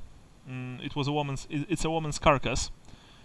That said, she's been dead for some time. There are numerous bite marks and missing chunks of flesh. You guess that this thing probably, ate her. Basically, this whole room is just horrible. A mucus-like substance covers the ceiling, walls, and floor of an attached dressing room of the master bedroom. And you believe that the thing that you've killed used it as its nest. It slept there. Francisco's gonna either crawl out or hobble out back to the hallway. Yeah, I need to get out of here. yeah. All right, you exit the place. So now tell me, where do you want to go? You can see on the map where you were. That said, I am going to remove the X right now. You were. Oh, I'm actually going. I'm going to paint circles with red in places that you were in. Okay. Maybe that will be easier. Yeah, that'd be good. So Or a green X or Oh, something. there's the map. here. You were here, and you were here so far. Okay, yeah, we walked up those stairs. Okay. These are the rooms and places that you visited.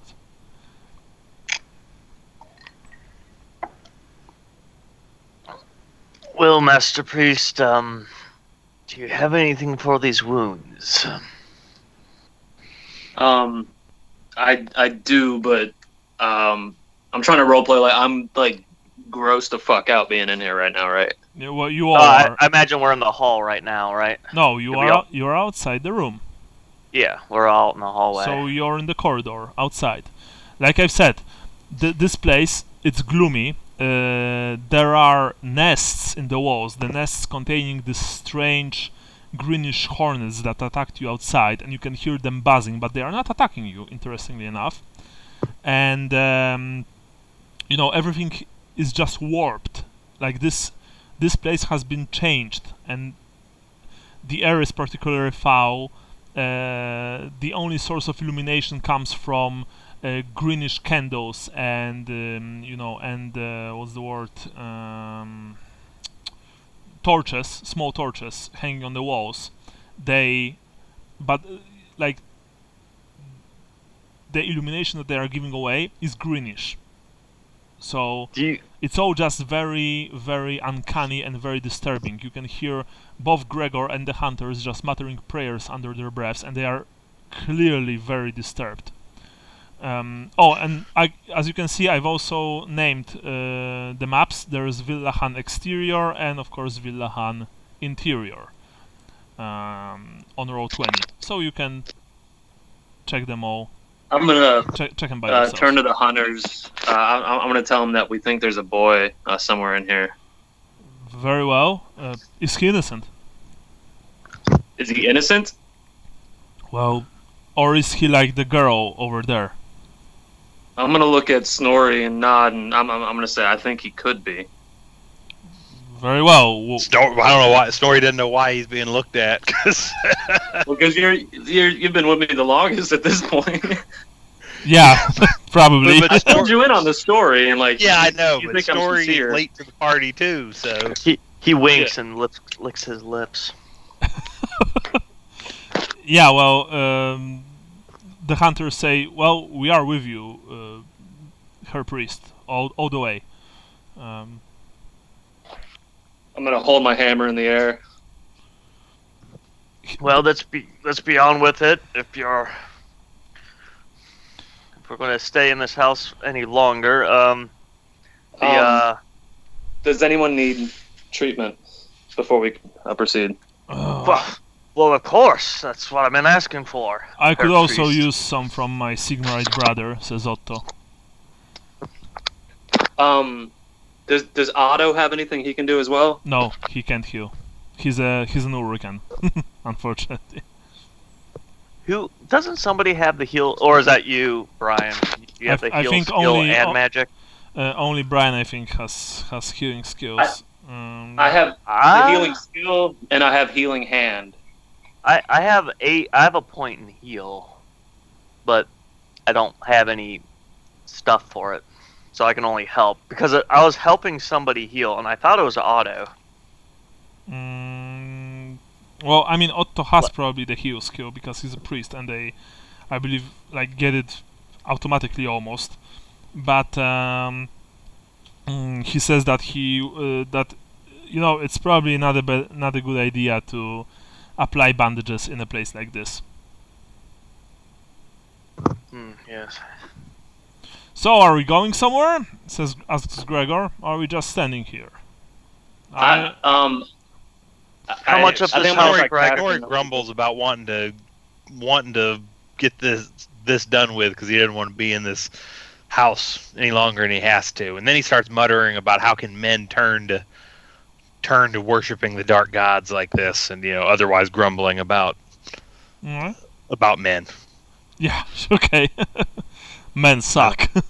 Yeah. I want to, about how they're not as they're not as good as dwarves. No, naturally. Yeah. All right. So, Brian, are you healing anyone? Yeah. I think Francisco's in the worst shape, right? Francisco, how much HP do you have? 5 out of 16. How much? Sorry. Oh, I'm healing myself first then. Yeah, I'll say I've got you're at 4 out of 117. Yeah. So, Sean has 12. So he's pretty good. Okay, I'm healing myself then. All right. I Are you smacked pretty hard. are you using magic? Yeah, I'm gonna channel. Okay. God damn it. Interesting thing happened, and you all saw that. You see that Wrenthar is essentially, starting to say a prayer. When suddenly his eyes change. Wrenthar, you don't feel that, by the way. The rest of you see it. His eyes, his pupils turn blood red. Gregor jumped away. Hunters took a few steps back. What about the rest of you? Wrenthar. Wrenthar is essentially praying. So Wrenthar, let's see how. I want to hide behind a nearest corner and wait for an explosion. Okay. I think that cleared it. So let me check. Healing hand, casting 12. 1.5 actions. Okay. You've managed to cast it, right? Yeah. You've managed to heal yourself, but to your horror and the horror of your companions, the last few syllables of your prayer came out as complete gibberish.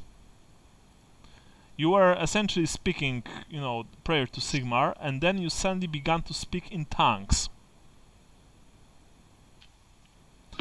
I noticed this as well. Yeah, you did. You were saying like, "Oh, holy Sigmar." Just couldn't talk. Snorri's gonna comment that he's not sure Sigmar, not sure that Sigmar has a clear path in this house accursed by the dark gods. Yeah, at this point, combined with the fact that the priest has, I would like to remind you, blood red eyes, Gregor and the hunters are like slowly stepping away. That said, Brian, you did manage to heal yourself. For how much, by the way? D10. Roll. If this is 1, it's gonna be bullshit going through all this. Nah, it's 8. Okay. It's good. It's good. So I have 9 wounds now, at least. Alright. Yeah. Are you saying That's so? right, Francis, suddenly- you're next. Yeah, I was gonna say, suddenly nobody wants to get healed by him anymore. Are you saying something, Brian? Alright, Francisco. Okay. Oh, so I can't even talk anymore? Okay. Francisco takes a step back. We must do what we need to do here and get out, I believe. He's been cursed, Aye. says Gregor. Yes, Glaring. but keep your sword sheathed. This doesn't look like what we saw in the other room, so let's not run anybody through at the moment. Let's get through this house, He's possessed! And you see find that, what we need. that the hunters are also looking at each other with, worrying looks, although they are not jumping to conclusions. Not yet. Oh, by the way, no one here is having their weapons shift. I presume that you all have your weapons at the ready. Yeah. Yeah. Yeah. I clear my throat so they know that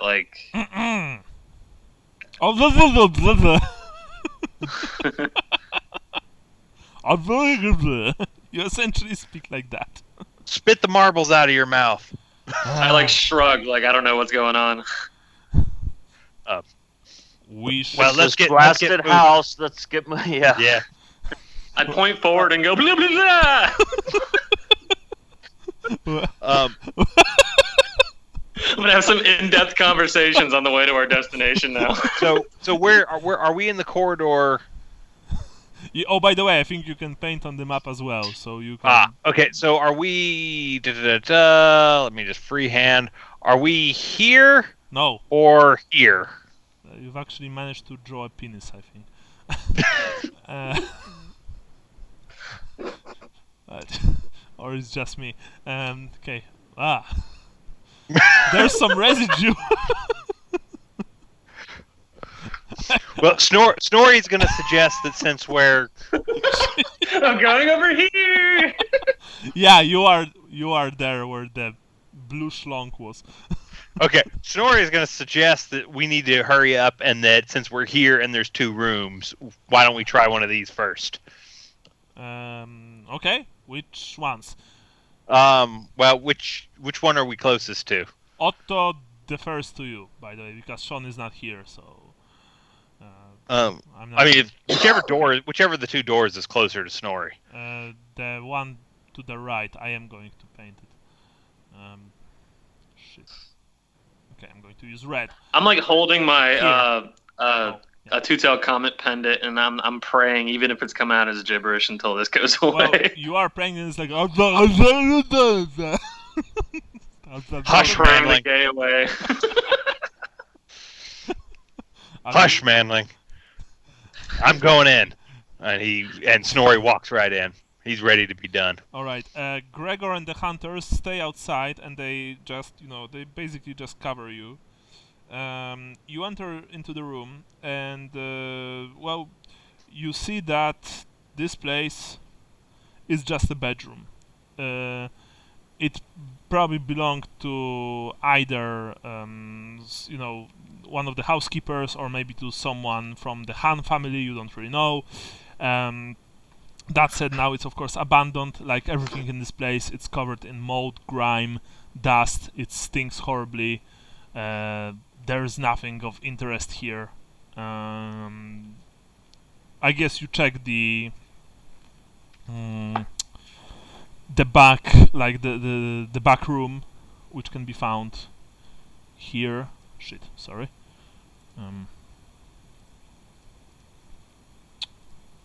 Here, but there's nothing here.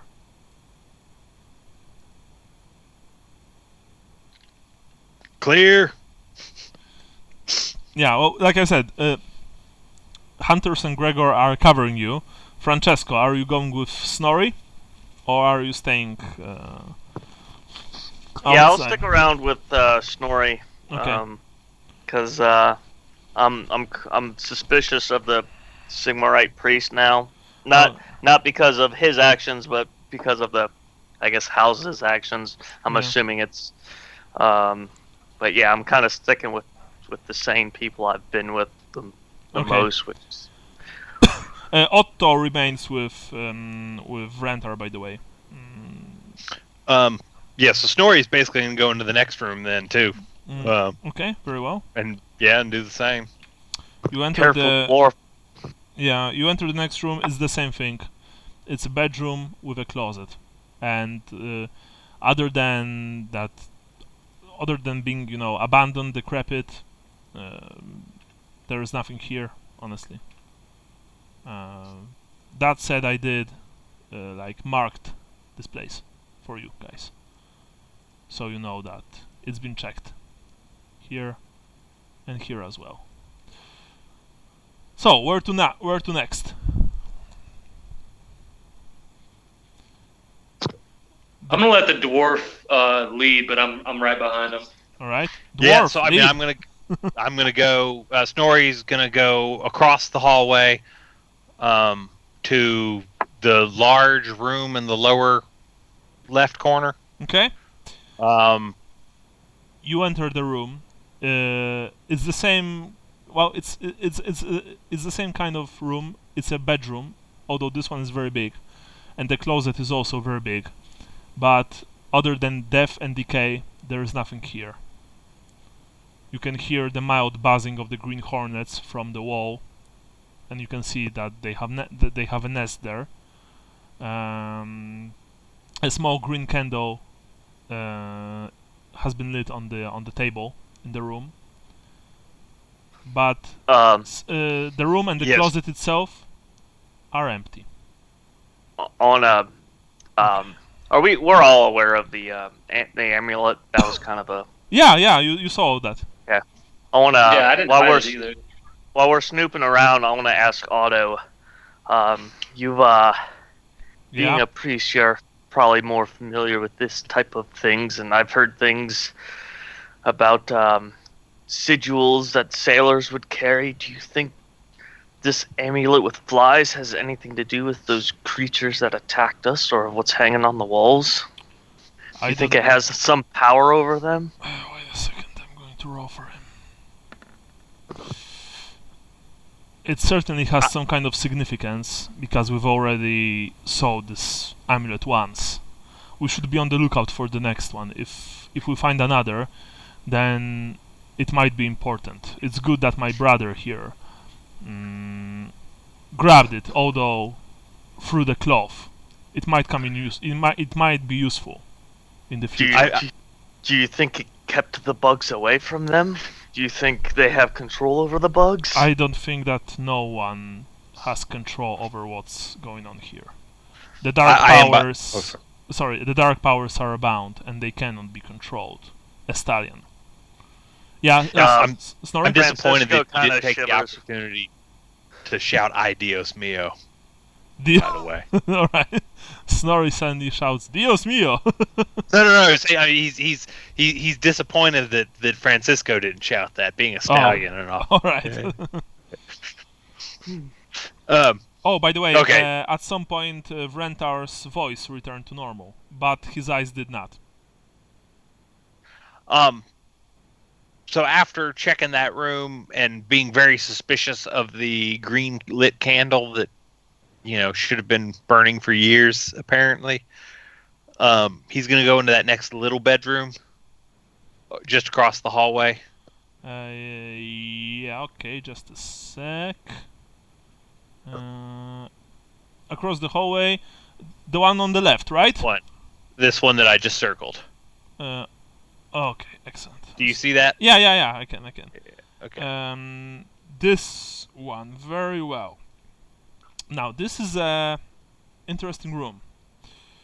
Oh, I thought that would be the least interesting because the other one looks like it's some crazy altar or something. So, This bedroom contains the same furnishings as the other bedrooms, but somehow everything appears darker. A large bed fills much of the room, and a desk, dresser and bureau are against the walls. You see that the door to the walk-in closet is locked, while the others were mostly usually opened. Yeah, but that's it. Same as before. The hunters and Gregor remained outside. Can we, for convenience sake, say that you guys, I mean the party, the core party, go everywhere together? Yes. Yeah. Okay. So you four enter the room. Wrenthar, you feel that this is the place of power. Of dark power. And Otto, you see, can feel it as well. He's muttering a prayer to the wolf god under his nose. I'm gonna say don't touch anything in here. We need to check this room, says Otto. This isn't your ordinary Francisco bedroom. puts his hands inside of his vest, just Alright, taking it super literally. alright. Dwarf, can you check the closet? aye. The closet is locked, but you guess that you could pry it open. Yeah, Snorri's gonna try. Make me a strength test. Francisco is stepping back. Alright. Hold on, let me look at my. I'm at the ready with the hammers. Alright. Otto, meanwhile, points at you, Wrenthar, and then I passed even with my negative 20. yeah, and then points at the bureau, at the desk. Wrenthar? He points at me and then at the desk. Yeah. He probably wants you to search it. Okay, I'll check it. Alright. Snorri, you've opened the door. The old rusty lock just, blew inside. The closet's floor is littered with boxes and lids, as if their contents were hastily removed and the boxes just tossed aside. The shelves are bare. It looks as if whoever was living here took everything with him when he left. That said, you see that there is something under one of the discarded boxes. Okay, Snorri's gonna kind of knock the box over with with his axe handle. It's a journal.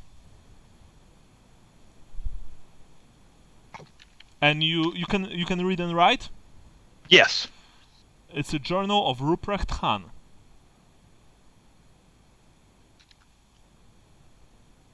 You want to read it out loud? Wait. Meanwhile, you, Wrenthar, you check the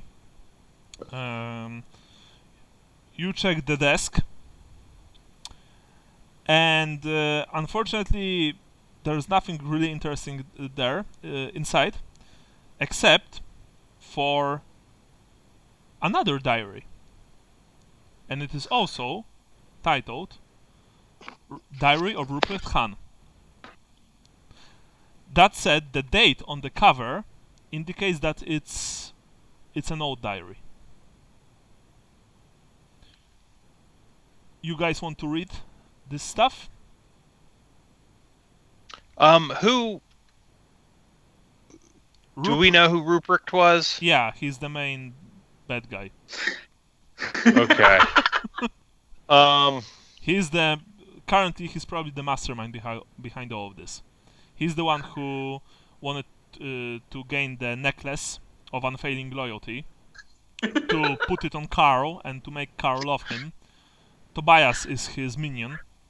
Okay. Yeah, there's so many names. I have a hard time remembering who's who unless they've come up recently. And Ruprecht was, according to what you've learned in the villages, that you've came across on your journey here, it's strongly suggested that Ruprecht killed his family. That's right. That's okay. Yeah. Yeah. Yeah, I think Snorri's probably going to say, I found a diary, or I found a journal, and he's going to, open it carefully because he, still kind of expects it could be a trap. But all right. There is a small green torch in this room which will allow you to read this stuff. If you skim it through these journals quick enough, your comrades outside won't probably, even notice that you are reading. Do you wish to do so? Yeah, I think so. All right. So I guess you are reading the journal that you found in the closet, while Wrenthar is reading the journal that he found in the desk, right? Yes. All right. So let's start with Wrenthar, actually. Wrenthar, you read the journal. It's clear that the entries were written by Ruprecht when he was still young. Father refuses to let me go study at the colleges of magic. He says that no son of his will be touted as a freak. I tried to explain it wasn't evil like the commoners believed and that the colleges were respected, but my pleas fell on deaf ears. I showed him my abilities by creating a blue flame in the palm of my hand, and he struck me with the back of his hand. I have never seen him so angry. Next one. I continue to practice without Father knowing. I know he would be angry, but I will improve my power and eventually make him proud of me. Who knows? Maybe I will eventually be able to save lives with my gift. Next one. My powers are growing. I am now able to easily move objects around with but a thought. I can feel the winds blowing through me, but I am unable to progress at a decent rate without further knowledge. Any of the books with real knowledge are unattainable by me. I must try to get a hold of one in the city, but how? Next one. A curious thing happened today. I dropped a crate and it broke open, spilling several trinkets onto the ground. I quickly began to gather them up, fearing I would be punished, and they felt hot in my hands. The power flowing through them was amazing.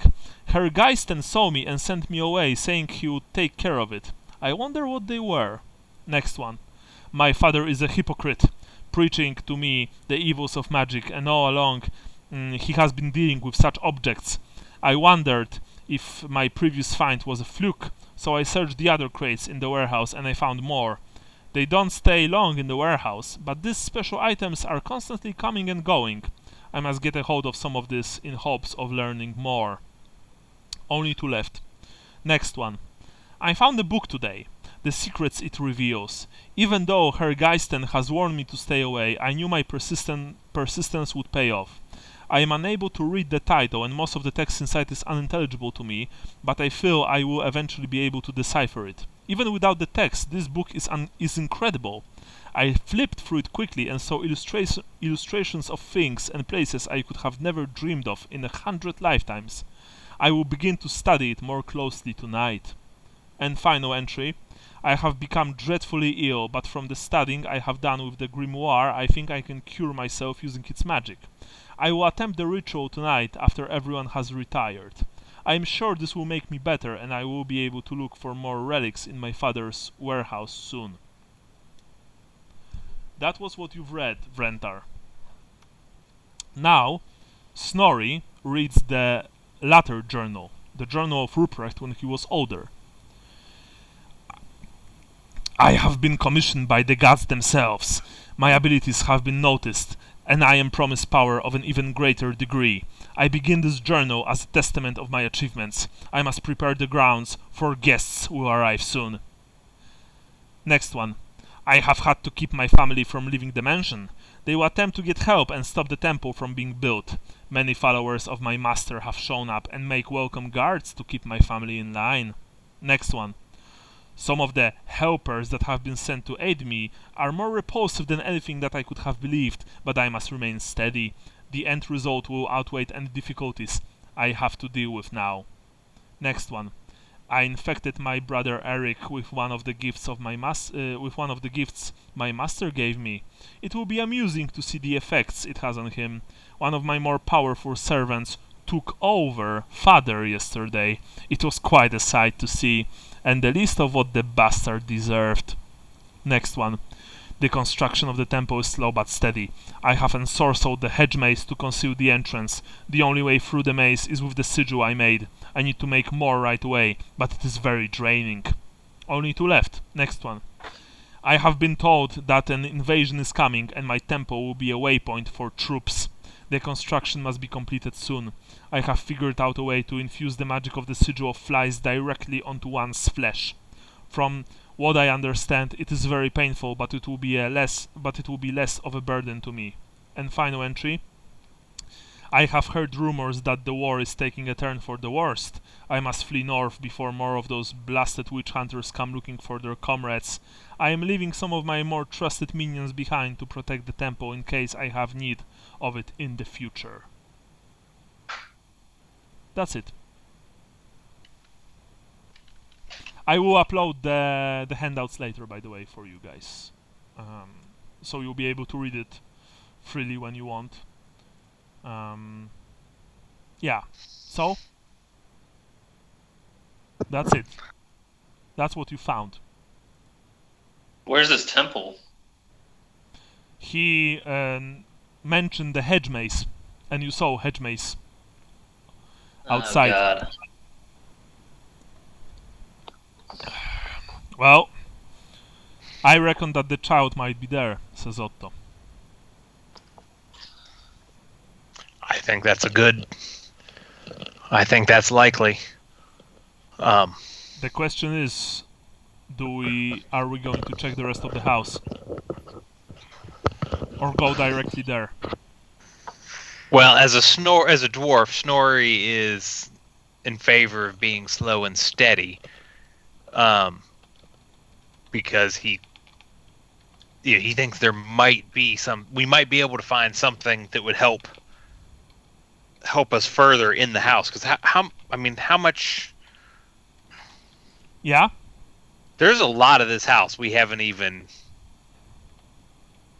Yeah. Jeez. Yeah. I mean, we've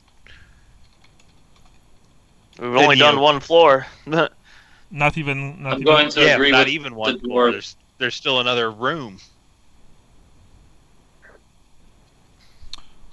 So that's up to you guys. It's why I'm asking you. Yeah, so Snorri's one in favor of looking further.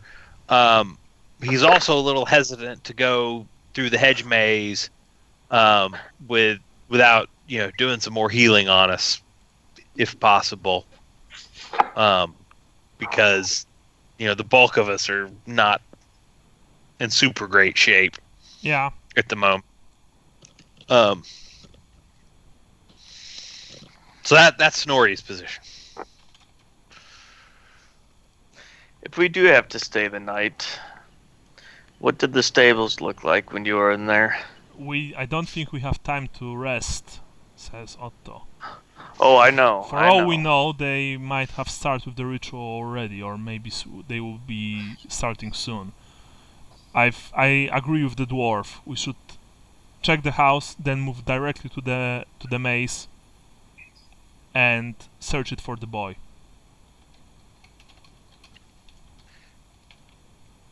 Agreed. We have allies now. We can do this. All right, well, let's get going. For call friends. You can hear from Go France. outside. Go France!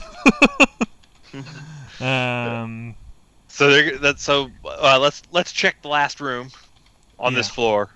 Yeah, just give me a second because you are checking the last room, which is the room to the right of this one. Yeah. Okay. And when you've exited this room, like the rest of the guys were like, well, finally, you found anything interesting there? You've spent quite some time there. Snorri says, we found some information, but we need to do more searching before we're ready to before we know exactly what the plan is. Very well. Oh, by the way, the 2 handouts have been uploaded to the handout section. Journal of Young Ruprecht and of Older Ruprecht. You can read them for yourselves if you wish so. That said, you enter the other room, and well, this one's it is a prayer room. This one's sacred room has been horribly defiled. The benches and altar have been hacked to pieces and smeared with excrement. So tapestries lie in heaps, befouled by the cultists' leavings. A chipped and damaged symbol of Handrich, the Empire's god of commerce, still stands on the back wall but has a smiling face of feces over it. There are symbols and markings on the walls, including the predominant symbol of the 3 interlocked circles. This place is just oozing evil. It has been once a prayer room to Handrich, but now it had been reconsecrated, quote unquote, into a place of worship of the dark gods. And somehow the stench here is even worse than the outside, in the corridors and even the room with the horrible creature that you've managed to slay. Yeah, leave quickly. Yeah. So it looks like it's done. Yeah. So it looks like there's one set of steps going up. Yes. And then the big main steps going down. Yes, to the main hall.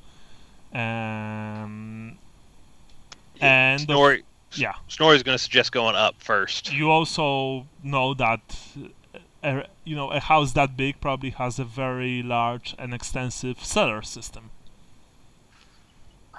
Where rich people were, for example, keeping their wines. Just so you know. But I think he'd rather, because we're already up one floor. No reason to go down and back up, right? Yeah. So first you go up. Yep. Very well. You go up, and the top floor is completely abandoned. Honestly, there is practically nothing there. It once consisted of guest bedrooms, essentially. Bedrooms for people who were visiting Hans in their large, opulent mansion created to mimic the estates of Empire's aristocracy, but in the end it ended up as their, grave, if not a worse thing. There's nothing there. There's nothing interesting there. You've checked every single room there. You've checked here, and you've checked here, and you've checked here, here, here, here, here, here, here, here, here, and here. And aside from cobwebs, mold, slime, the green hornet's nests, death and decay, there is nothing here. I feel like we're about to buy a house or something, and you're the real estate agent. Yeah, thank you. Is Kato there? So check out the bathroom. Since there's the Green Hornet, is Kato there? Oh, okay. Yeah. Yeah, but like I've said, other than that, there's nothing of interest there. Which honestly is a good thing for you. I kind of feel that way too. By the way, I can probably only play for about another 50 minutes. 15 or 50? 50. Oh, yeah, sure. That's because of the time change, we basically started an hour late, but I still have to finish at the same time. So Yeah, I'm in the same boat. okay. That's we will be finishing. We normally finish at around that time. So right. But since we started an hour later than normal, I just wanted to give you the heads up. yeah, no worries. Or an hour later than normal for us. So. Yeah. No problem. Okay, so I guess back down to the main floor. Okay, you go back down to the main floor. Everyone except for Wrenthar, roll for toughness.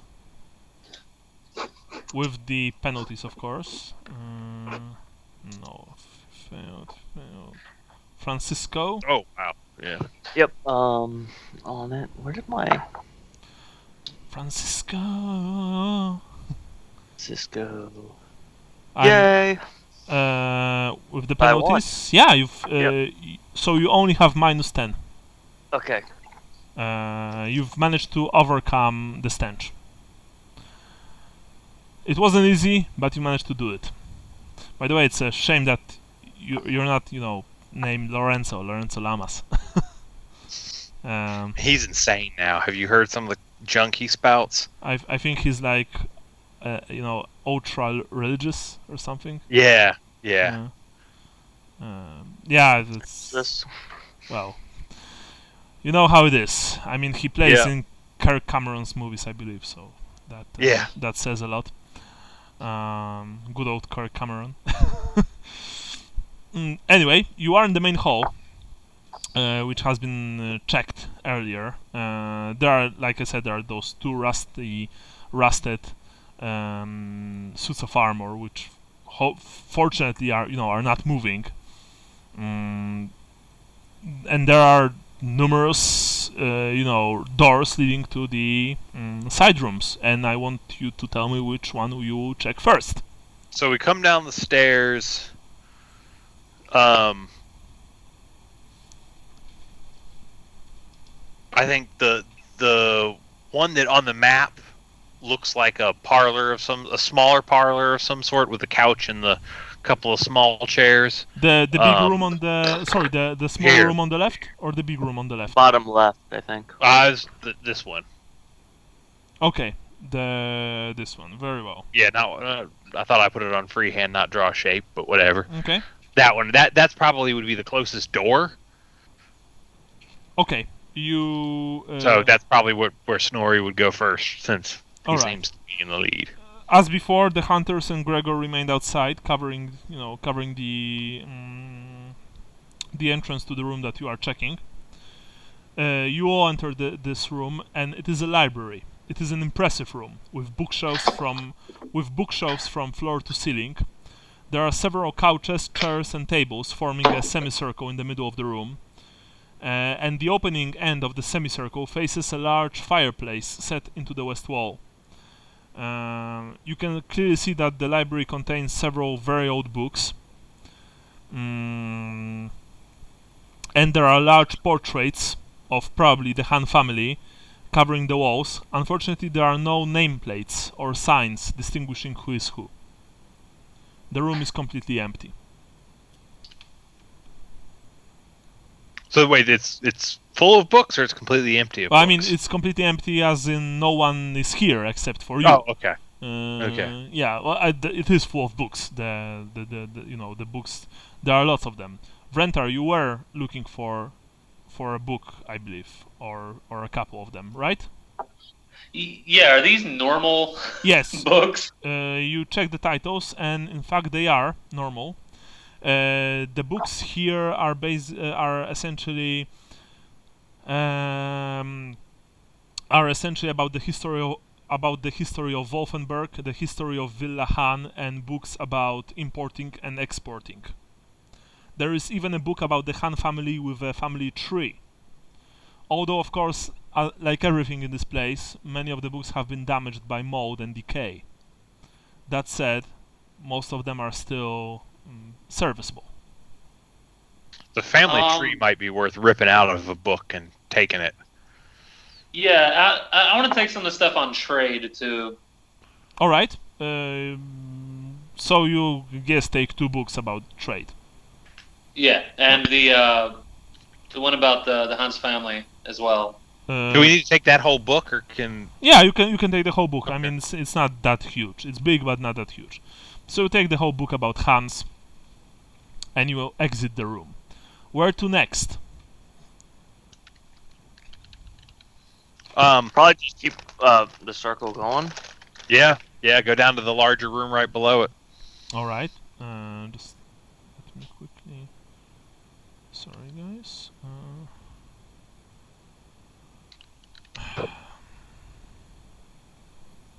Okay, you go to the room below. This one. Yes. Right. You enter this room. This is a large place, a very large place, in fact. It used to be a study before. It is an impressive room. There is a large oak desk, several couches, and some bookshelves occupying this place.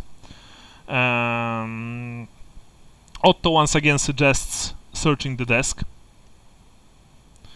The bookshelves in the room, if anyone is interested, contain a number of books, but they are all unfortunately damaged by mold and mildew. They are largely concerned with business, economics, and travelogues.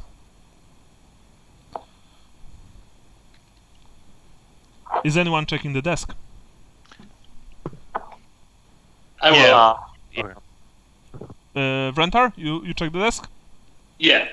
Okay. You check the desk. You see that the bottom drawer is locked, but you've also spotted that it has scrapes and chips in the wood where someone failed to pry it open. Might have been the young. Ruprecht, perhaps? Yeah. Yeah, who knows? Will you try and open it? Yeah. Like I said, it's closed. If you want to open it and you don't have lockpicks, you need to pass a -20 strength test.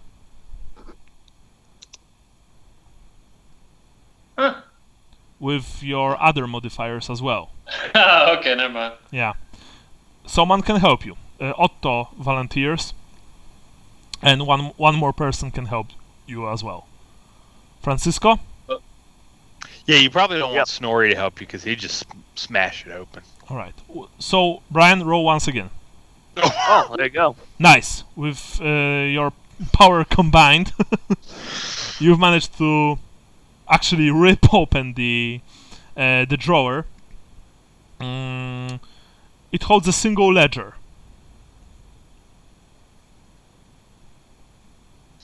You take it? Yeah. I want to see what's on it. When you've took the ledger, a piece of paper slipped free from its pages. The ledger itself contains notes detailing the importing and exporting of illegal goods into Wolfenburg from all around the Empire and beyond. Very, very high prices are listed next to these objects, accompanied with initials, but no names are given, unfortunately. That said, there's the note, which fell from the inside. You guys read it? Yes. It's the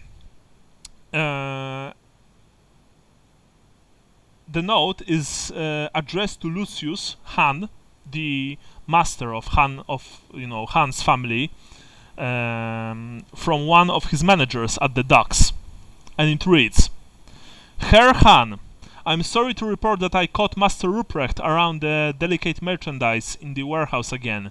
I warned him that you would be angry, and he became terribly defiant. I have even received reports from some of the men that they have been threatened by your son. I hope that you can rectify the situation to ensure operations are not compromised at the warehouse and can continue to run smoothly. Frederick Geisten, Head Dock Manager. Well, at this point, you know that Lucius Hahn was dealing with illegal goods, and not just stuff like narcotics, contraband, and other things, but in darker, more esoteric things which ultimately led probably to the corruption of his son.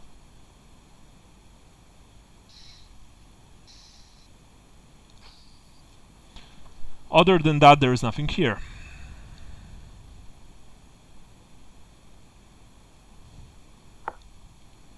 Where to now? Okay. Well, let's, I guess, keep going in a counterclockwise order. So it would be what I'm guessing is the dining room in the lower right-hand side. Very well. Okay. So, please mark it on the screen. Hold on. Why wasn't that? Why did it change color? Jeez. Doesn't remember anything I tell it.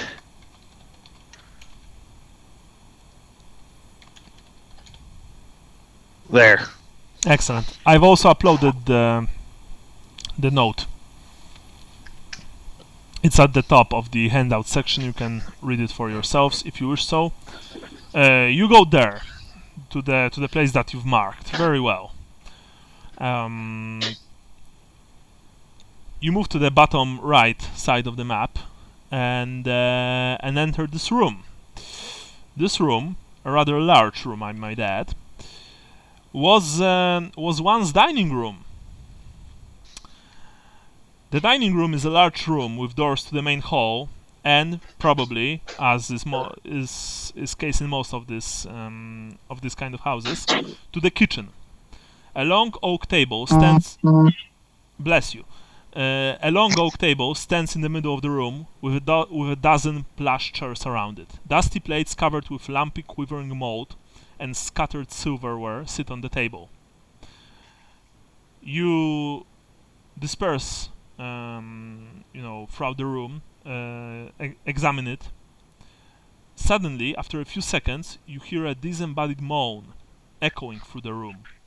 Moments later, a shimmering manifestation of a ghostly woman appears.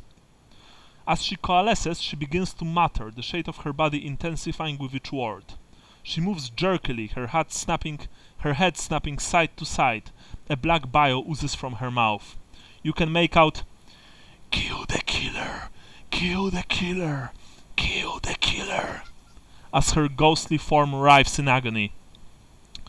She just wails and mutters, shuddering all the while. You can see that she's very pale, naturally, translucent, and dressed in a slightly out-of-fashion dress. Her hair twists in an unfelt breeze, moving about, though her dress hangs still. Everyone roll for fear. If I'm fearless, do I roll? No, you don't. 69. Nice. Unfortunately, alright. Snorri, you are rooted to the spot. Wrenthar, you can act normally. I'm going to roll for... Actually, I'm going to check if Otto has... What's bad is Snorri is stout-hearted, too, so he gets plus 10. But still, I think... Yeah, still can't even... No, it wasn't even close. I mean, his willpower is only 45, so it's still a total of a minus 10, so... Yeah. I see that, unfortunately, Otto is not fearless, so he will also need to roll. Francisco failed, alright? Otto rolled 0-1. He's like, no! I will not be afraid!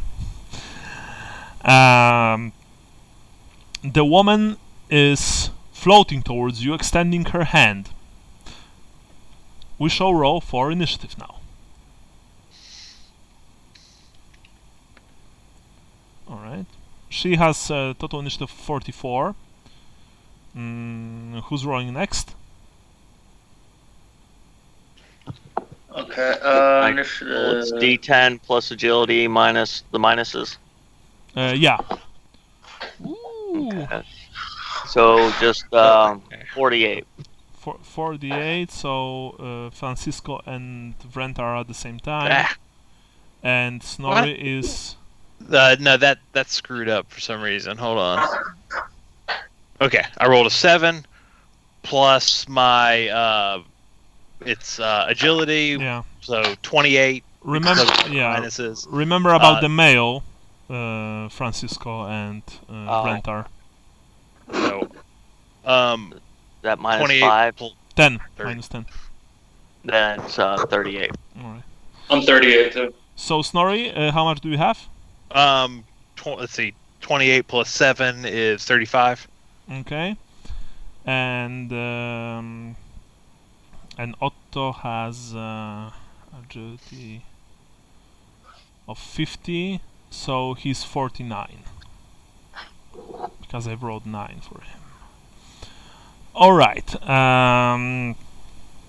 So Otto is first, and he he brandishes his weapon at the creature, slowly floating towards you. There are four of you, so I am going to quickly check it. It flows towards Otto. What's the sound? Oh, I just set my coffee down really hard. Oh, sure. That also might be my kid throwing a tantrum. No, it sounded as if someone is moving something. Okay. Anyway, now I will quickly need to check spells for Otto, because he will try and... Actually, no, he will... Is the thing attacking? Yeah, it flows towards you with outstretched hand, and Otto is moving to intercept it.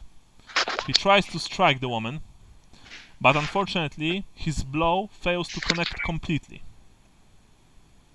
Now it's her turn, and she tries to touch him.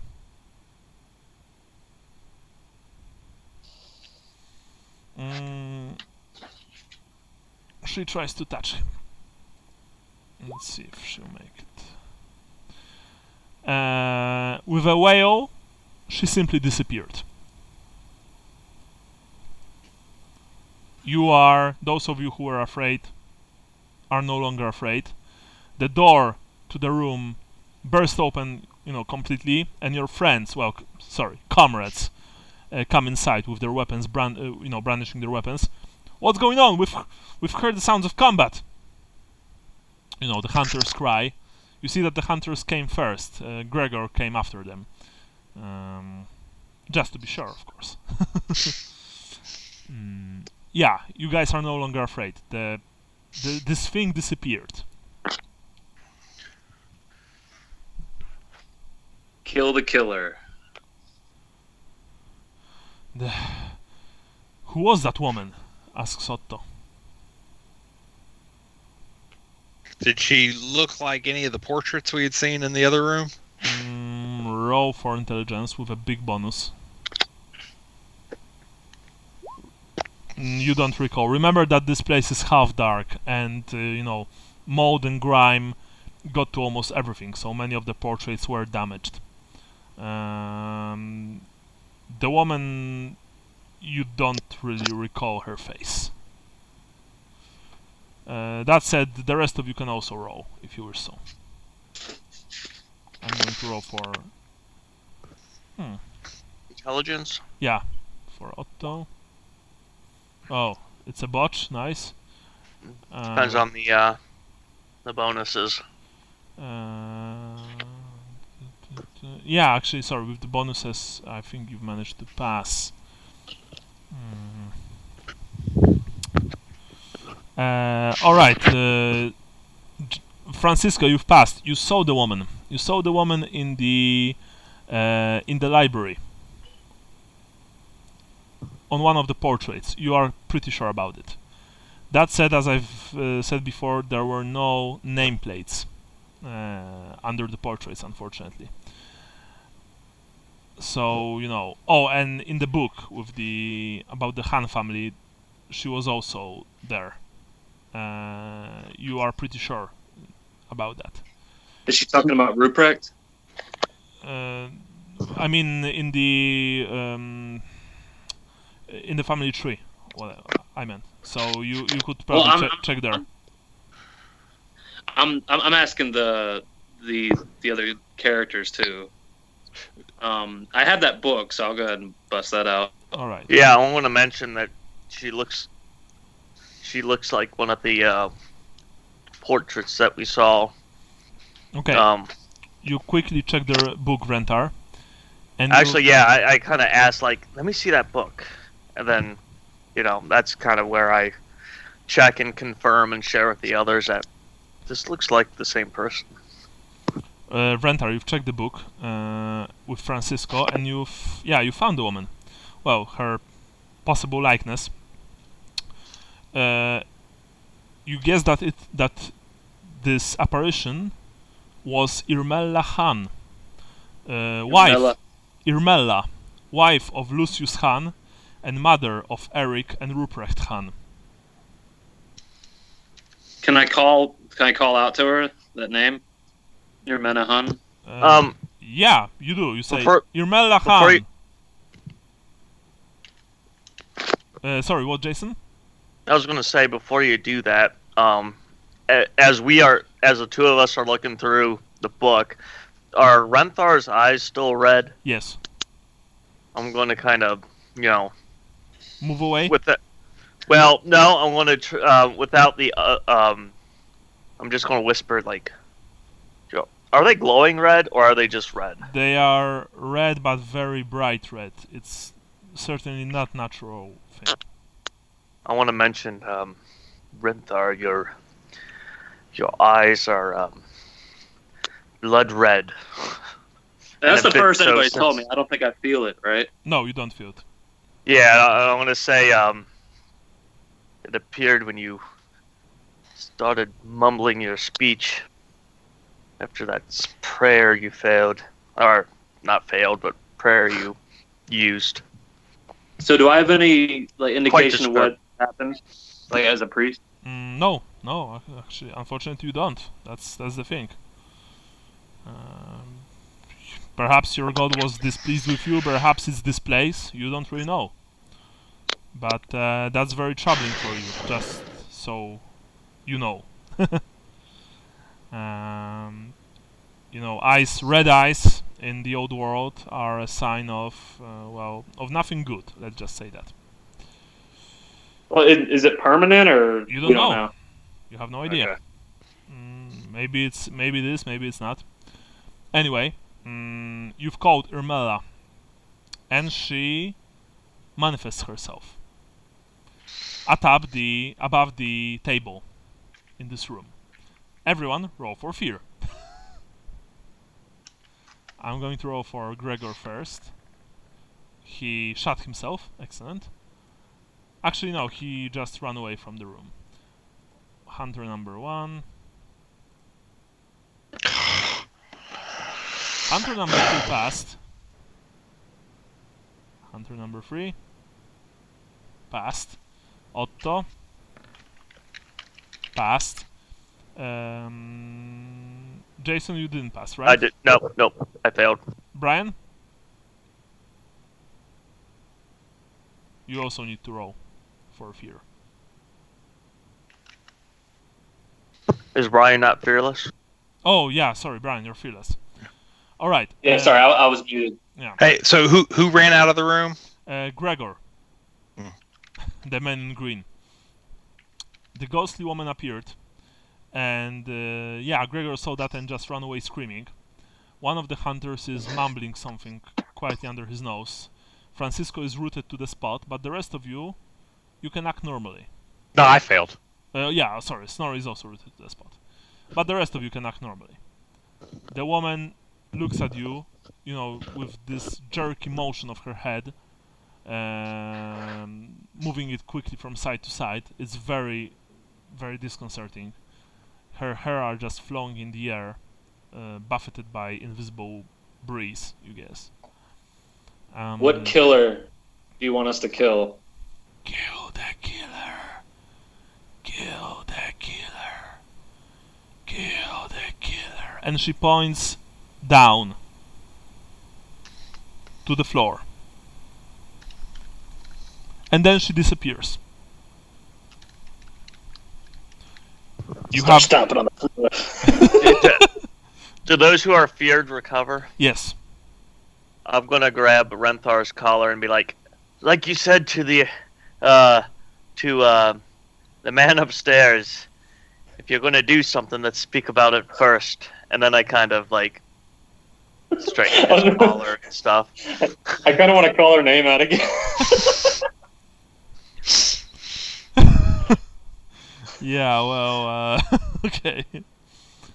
I wouldn't do that. Yeah. Well, why don't we finish this floor, searching this floor, and then call it a day? Does that sound good? For the session? Okay. Yeah. Sure. Yeah, because I mean, well, unless the basement's gonna be fast, but I have a suspicion, that we got to kill somebody down there. So Okay. We can do this if everyone else is cool with that. I have no problem. Yep.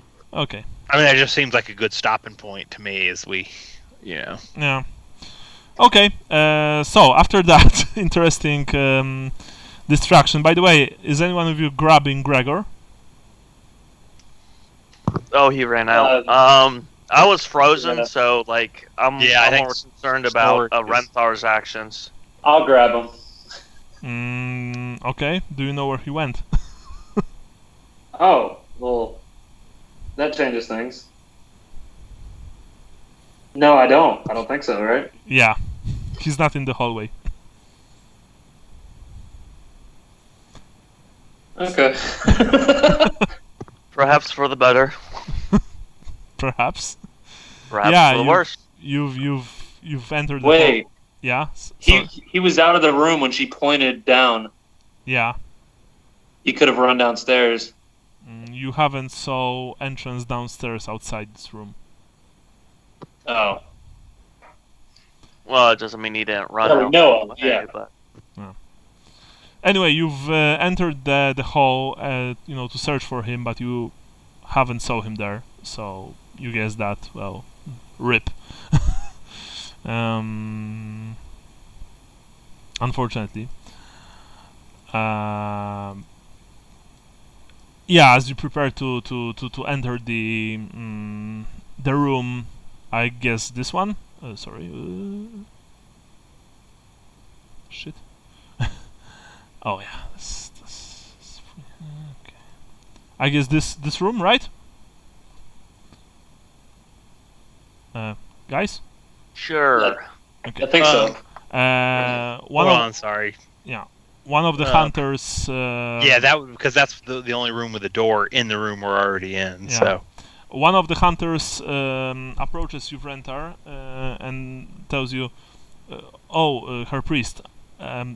I forgot to tell you this. Back in the camp, after we've managed to free you and your friend from those horrible men, when we've killed them with our arrows, we saw that a piece of bloody parchment fell from one of their pockets. I've picked it up, and I can read or write, but maybe you can make something of it. And Yeah, I'll take a look at it. he handles you this piece of parchment, which is in fact covered in blood. It reads, "Take some of your best men and wait at the Vorman place, for I believe I am being followed. We must perform the ceremony for Master Han, and cannot afford any interruptions. I will be instructing the High Priest on what needs to be done. When you have disposed of the problem, return to the Plague Temple and help me prepare." This was found on the body of one of the cultists that attacked you back at Vorman Place when you were still with Leopold and Dieter, who both lost their lives there. Just so you know. You guess that since it's been written that way, it probably was written by the hand of Tobias.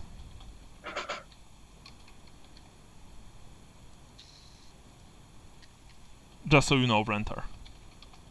Okay, I'll read that out loud to everybody. Well, it seems, says Otto, that he was expecting you to follow him. Fortunately, if we'll be lucky, we'll manage to end his evil today. And well, not today, but yeah, and your friends will find a measure of peace. Tobias' note has been added to the handout section. You can, of course, find it there. Alright. You enter the kitchen. The kitchen is right next to the dining room, as I've said before. It was a rather normal thing for houses back then. And just let me quickly... Yeah, the kitchen is large and designed for several cooks to be able to work simultaneously. Different preparation areas and several fireplaces and stone ovens line the north wall. Flies surround several piles of rotten food, and knives and cleavers of various sizes hang on the walls. Pans, pots, and utensils hang from the ceiling and lie scattered on the countertops. A bloodstain covers the far corner of the kitchen, and lying in the center of the mess on the floor is a nasty cleaver. There is no sign of a body. That said, there are stairs down, as you can see on the map. Snorri is going to suggest checking the rest of the floor first, because we've already got most of it before we go down the stairs. Oh, by the way, one of the hunters ran after Gregor and brought him back. Gregor was, he's mumbling something, but he's still here. This place, which I've just marked with a circle, is a pantry, which naturally, naturally, this large walk-in pantry contains sacks of food that have burst open and are now rotting. The food is covered in insects, and the smell is horrible. That said, you can, if you wish to search it. I don't think so. Dwarf? Yeah, I mean, the last time we disturbed a bunch of insects, that didn't go so well. Alright. So, there's only one place left. The room to the left of this one. Or actually, the area to the left. You enter it. The hunters and the shaken Gregor remain in the kitchen, right next to the stairs leading down, while you move here. This is, quite simply, this area consists of servants' anteroom and 3 pairs of servants' quarters. Servants' anteroom was used as a leisure area for the servants. This room is plain and simple. A couple of wooden chairs and a table can be found here. Doors lead out to the main hall, the servants' quarters, and the kitchen. That said, the door leading outside, which you can see on the map, is locked. The servants' quarters, meanwhile, are decorated more plainly than the rest of the rooms in the house. They are simple and bare. A single wooden bed and a dresser stand inside each room. Moldy sheets and clothing can be found, but no personal items beyond that and nothing of any value. So unfortunately, nothing interesting remains here. And that's it for today, because I believe that after that you move towards the stairs leading down. Yeah, and unless you think that's only going to take a couple of minutes, which I... No, that's because I want to give points.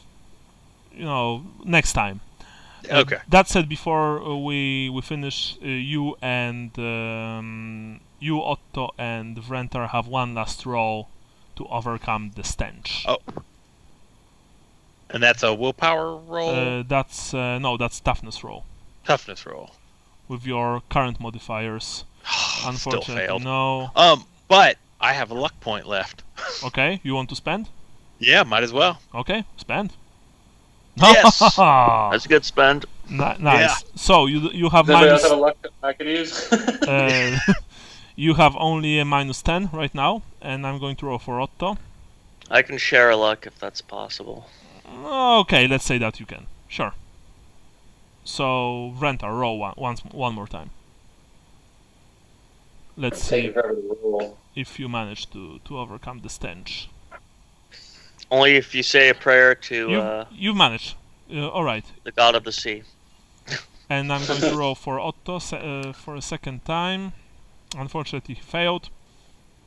Okay, so what this means is, and I need to quickly edit it on the fly because otherwise I will forget. I'm putting it in the notes. Which means that what? Wrenthar has now no penalties, right? No, sorry, Snorri, you only have minus 10 penalties. Right. Wrenthar was at -10, so that would put him at none. Okay. Right? Mm-hmm. And Francisco was at -10. I'm now at -10, and Otto was previously at -20. So I don't know what. He's still on -20. Okay. All right. Okay. So Francisco is a minus 10, Otto is minus 20, Snorri is minus 10, Wrenthar has no modifiers, no negative modifiers. And I would just like to remind you that I believe that Wrenthar, Snorri, and have soiled themselves, or Francisco as well. No, I know Snorri has. Okay. Francisco is good. Francisco is good. Okay. If I did, it was last session. It wasn't this session. Yeah, that's when I did. Yeah, okay. Right, so that's it for today, guys. And now let's redistribute points. For today's session, 55 for everyone.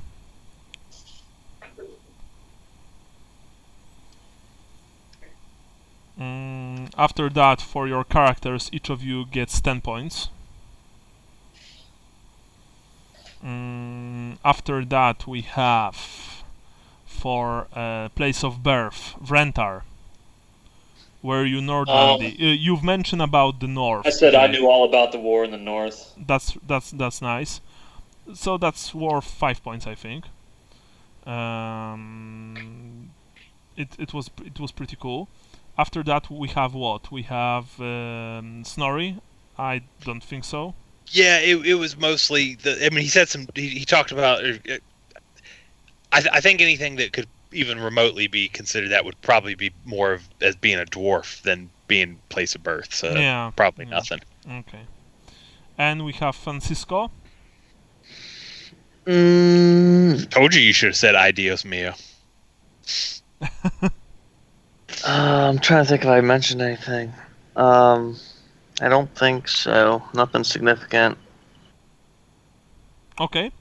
In that case, we move on to religion. Wrenthar, 10 points. Oh, by the way, I didn't even ask you, but I presume that you've picked up your backpack. Yeah, I actually forgot all about it myself. So yeah, you've picked it up. Just my question I would have. is, did you had anything, shatterable inside? Schnapps. Okay, roll 1-5. Roll what? Roll d10. On 1-5, the schnapps is toast.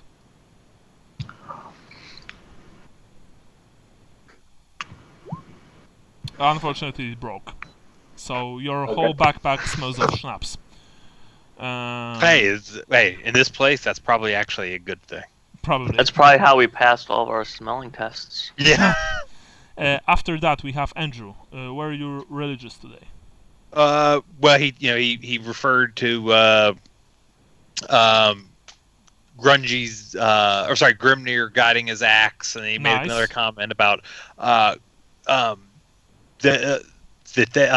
when the hunters came, he was talking about Grimnir, not Grimnir, Grungy with them It's kind of by Grungy's beard, I can't let you go up there. Okay.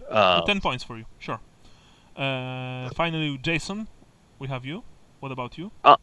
The only thing that's is he kind of takes other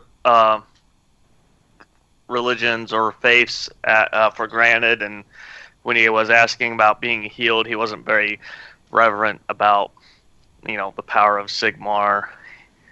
Okay. That was about it. I can give you 5 points for that because you've also mentioned something about thanking Manan when you've given Brian your luck point. That was Okay. That was pretty good. So 5 points for you. Star signs, Brian. Let me pull it up.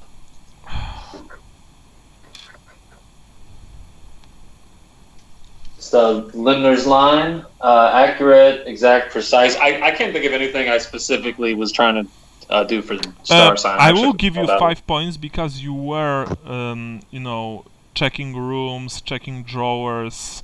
Like, I've nudged you from time to time, but I saw that you generally wanted to search this place and, you wanted to learn more. And when, the dwarf suggested that you check all the mansion just in case, you weren't like, nah, let's go to the maze. You wanted to, you've agreed with him. So I mean, he's pretty. I'm assuming he knows all about like tunneling and spelunking and dungeoneering and all that. So yeah, but in that case, I also mainly meant that you wanted to be methodical. So I'm going to give you 5 points for that. Okay. After that, we have Andrew, star sign. It's hold on. Wyman the anchorite, tolerant, patient, methodical. Obviously, wanting to go room by room. Yeah. 10 points because you were very methodical today. You were seriously trying to check everything. I like that a lot. Jason. I don't have a star sign, and I'm having trouble finding it in the books. Star signs are in the rule book. You roll for them in the main rule book when in the character creation section. It's at the very beginning, but the star signs individually you check in the companion, WFRP companion. They are in Polish version. They are on page 26. So I guess in English they are somewhere around this page as well. Page 26 of. Yeah, you know what? Roll quickly D100. Yeah, I've got the I've got the star sign chart up right now. If you want to roll. Yeah, roll quickly D100. D100. All right. It's 77 is the broken cart. Okay, so you will read about the broken cart. Okay, you know what? We can even check it right now, quickly. Yeah, I was trying to switch over on iBooks to. I have it here. Oh shit! I didn't want to open The Walking Dead. Not yet, at least. You said it was 27 of the 77. 77. He wrote 77. It's the No. With the what page number? Like 26 or something like that. 26 in the rulebook, but the rulebook doesn't have it doesn't have the the good descriptions. The companion always look to the companion when it comes to star signs. Yeah, okay. I thought you said it was 27. Yeah, because in the book you roll for them, but Right, their descriptions are in the companion. 46 to 52. Which companion is it? What it's called? The broken card. Okay, the sign of pride. Ascended, autumn. Appearance, a card with a single wheel. Qualities, arrogant, conceited, prideful. The star sign attributed to the refined minority, the broken card symbolizes the pride and arrogance so disdained in the noble class. That's perfect for an stallion too. Yeah. Characters born under the broken card prefer the finer things in life. They will spend their last brass on the haughtiest new wine before upgrading their armor. They often live high above their means and often end up penniless for it. You stride into the Red Rooster pub. You buy drinks for the whole bar, but it refuses to allow others to reciprocate. That's what it means to be born under the broken card. Alright. So I guess I don't think you were prideful today. I was arrogant with Brian about when he just blatantly called out the name. I was kind of like, grabbed him by the collar and said, but I don't know if that's very, like maybe fit. You A bit of a stretch. Yeah, I think it's a bit of a stretch, honestly. But next time you know how to roleplay this. And Yeah, so I was about to say, it's also kind of not terribly fair to be like, oh, by the way, you were supposed to be role-playing this, we just are now telling well, you. Well, it's kind of in my character's character by default. I just haven't had a whole lot of opportunities to put it into play, so it fits pretty well. Okay, yeah. I think it's a very Italian thing to do. So next time I'm sure that you manage to incorporate it into the game. Anyway, we now move to Doom. Brian. The twin-tailed comet soar as dust fall. Everyone's looking at me like I'm supposed to be killing kids, but I'm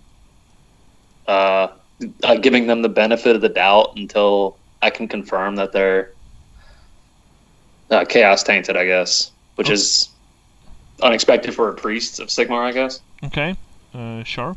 I don't know. I can give you 5 points for that. Maybe sounds good. Okay.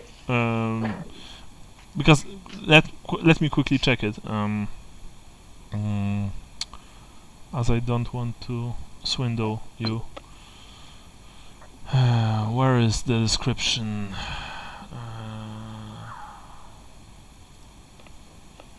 Probably somewhere. Oh, I don't see the description. Can you once again remind me of the Doom? Sorry. The twin-tailed comet soars as dust fall. Okay. Well, yeah, okay. I get what you were doing. I can give you 5 points because that was a nice thing that you did. That probably most players would be like, "Oh, she's a mutant. Drop her." Yeah. I liked her. Well, like my backstory, I have reasons for wanting to stick up for people like that. Even though, you know what I mean? Yeah. That said, as horrible as Gregor is, well, horrible. He's just not a nice man. As Wrenthar that he was probably right. Yeah. The girl was almost certainly tainted. As everyone would be living in this house. That's completely normal. I was hesitating. I mean, admitted because I didn't want to have to kill a kid. You know what I mean? Yeah. So like I said, I'm going to give you 5 points for that. That was nice. Andrew, your Doom. An ill reputation shalt an ill man make. So I mean, obviously, it's kind of something he's already talked about, but not wanting to send the humans in there because he didn't want to be at fault for them, but then also making sure to return to the fight in order to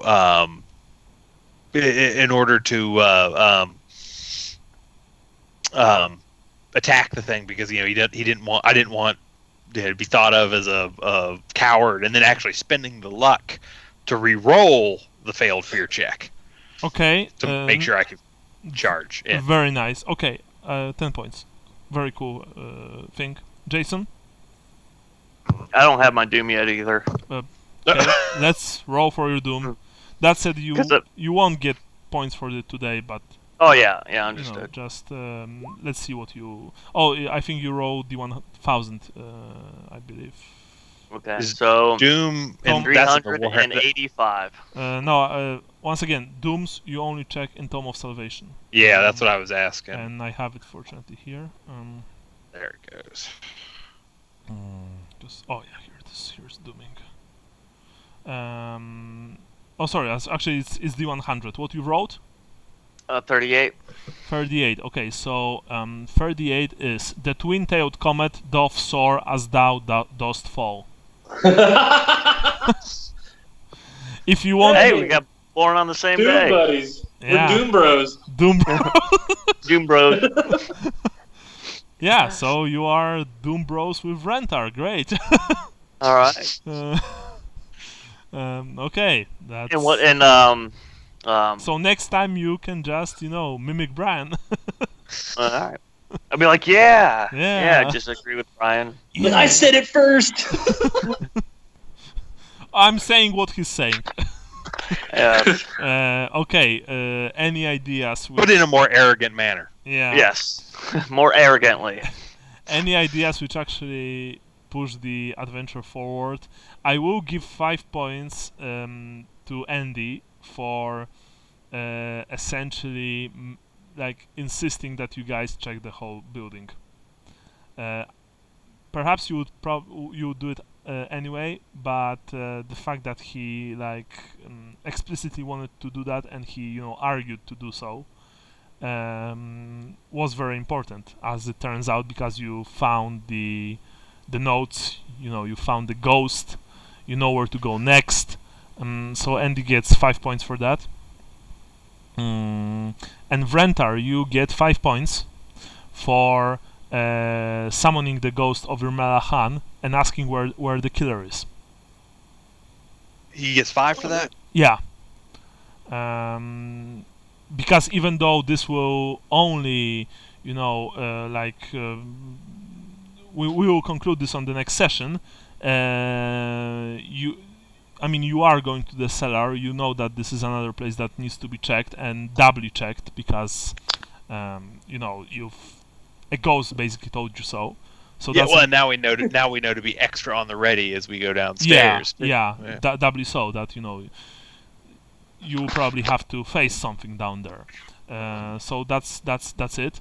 I don't know, Jason. You had any ideas? I don't want to left you out of it. Just I'm just not sure. I don't think so. Okay. Well, so in that case, that's it for today. You guys were given your points. Sean gets half of the points. Do I get anything for being a dwarf? Oh yeah, sorry, completely forgot. Of course, 5 points for you. You are very dwarfish. I like the, I like Snorri's grumpy dwarfiness. Very nice. That's so Andy gets another 5 points for being a dwarf, and okay, so as usual, Sean gets half of the gaming points. The game was 55. Points Yeah. for the game was 55. Yeah. Okay. So he gets, let's say that he gets 30 in that case. That's only fair. And our next game, 2 weeks from now, is 29th. If the world shuts down, I could play next weekend. I mean, I probably won't be able to, unfortunately. Okay. As tempting as that sounds, I have few things to do during the weekend, so it's only every second weekend for me. I think the 29th, and this may change, obviously, with everything, but it's my daughter's birthday that weekend. So, Okay. that's probably not going to work. Okay. I can ask about it and figure things out, but I think it might be better to plan maybe on the 5th for me. Mm-hmm. Anyway. Okay. Well, in that case, I'm actually tempted to ask about the next week. Andy, you probably can't. Yeah. The 12th is Easter. No. I mean 22nd, not Easter. Oh. Yeah. That should probably work. 22nd. Yeah. Jason. That will probably work for me too. I'll let you know if it doesn't. Okay, so I are you saying also. the 22nd? Yeah, I mean. Yeah, that's next Sunday. Like next weekend? Yeah. Yeah, sure. So, as I said before, I will need to check it out as well. But in that case, we can try next weekend. It will also depend, of course, if Sean will be able to do so. I don't really want him to lose another game. Wouldn't be fair. Let me check with I my can't wife talk too, for- just to make sure.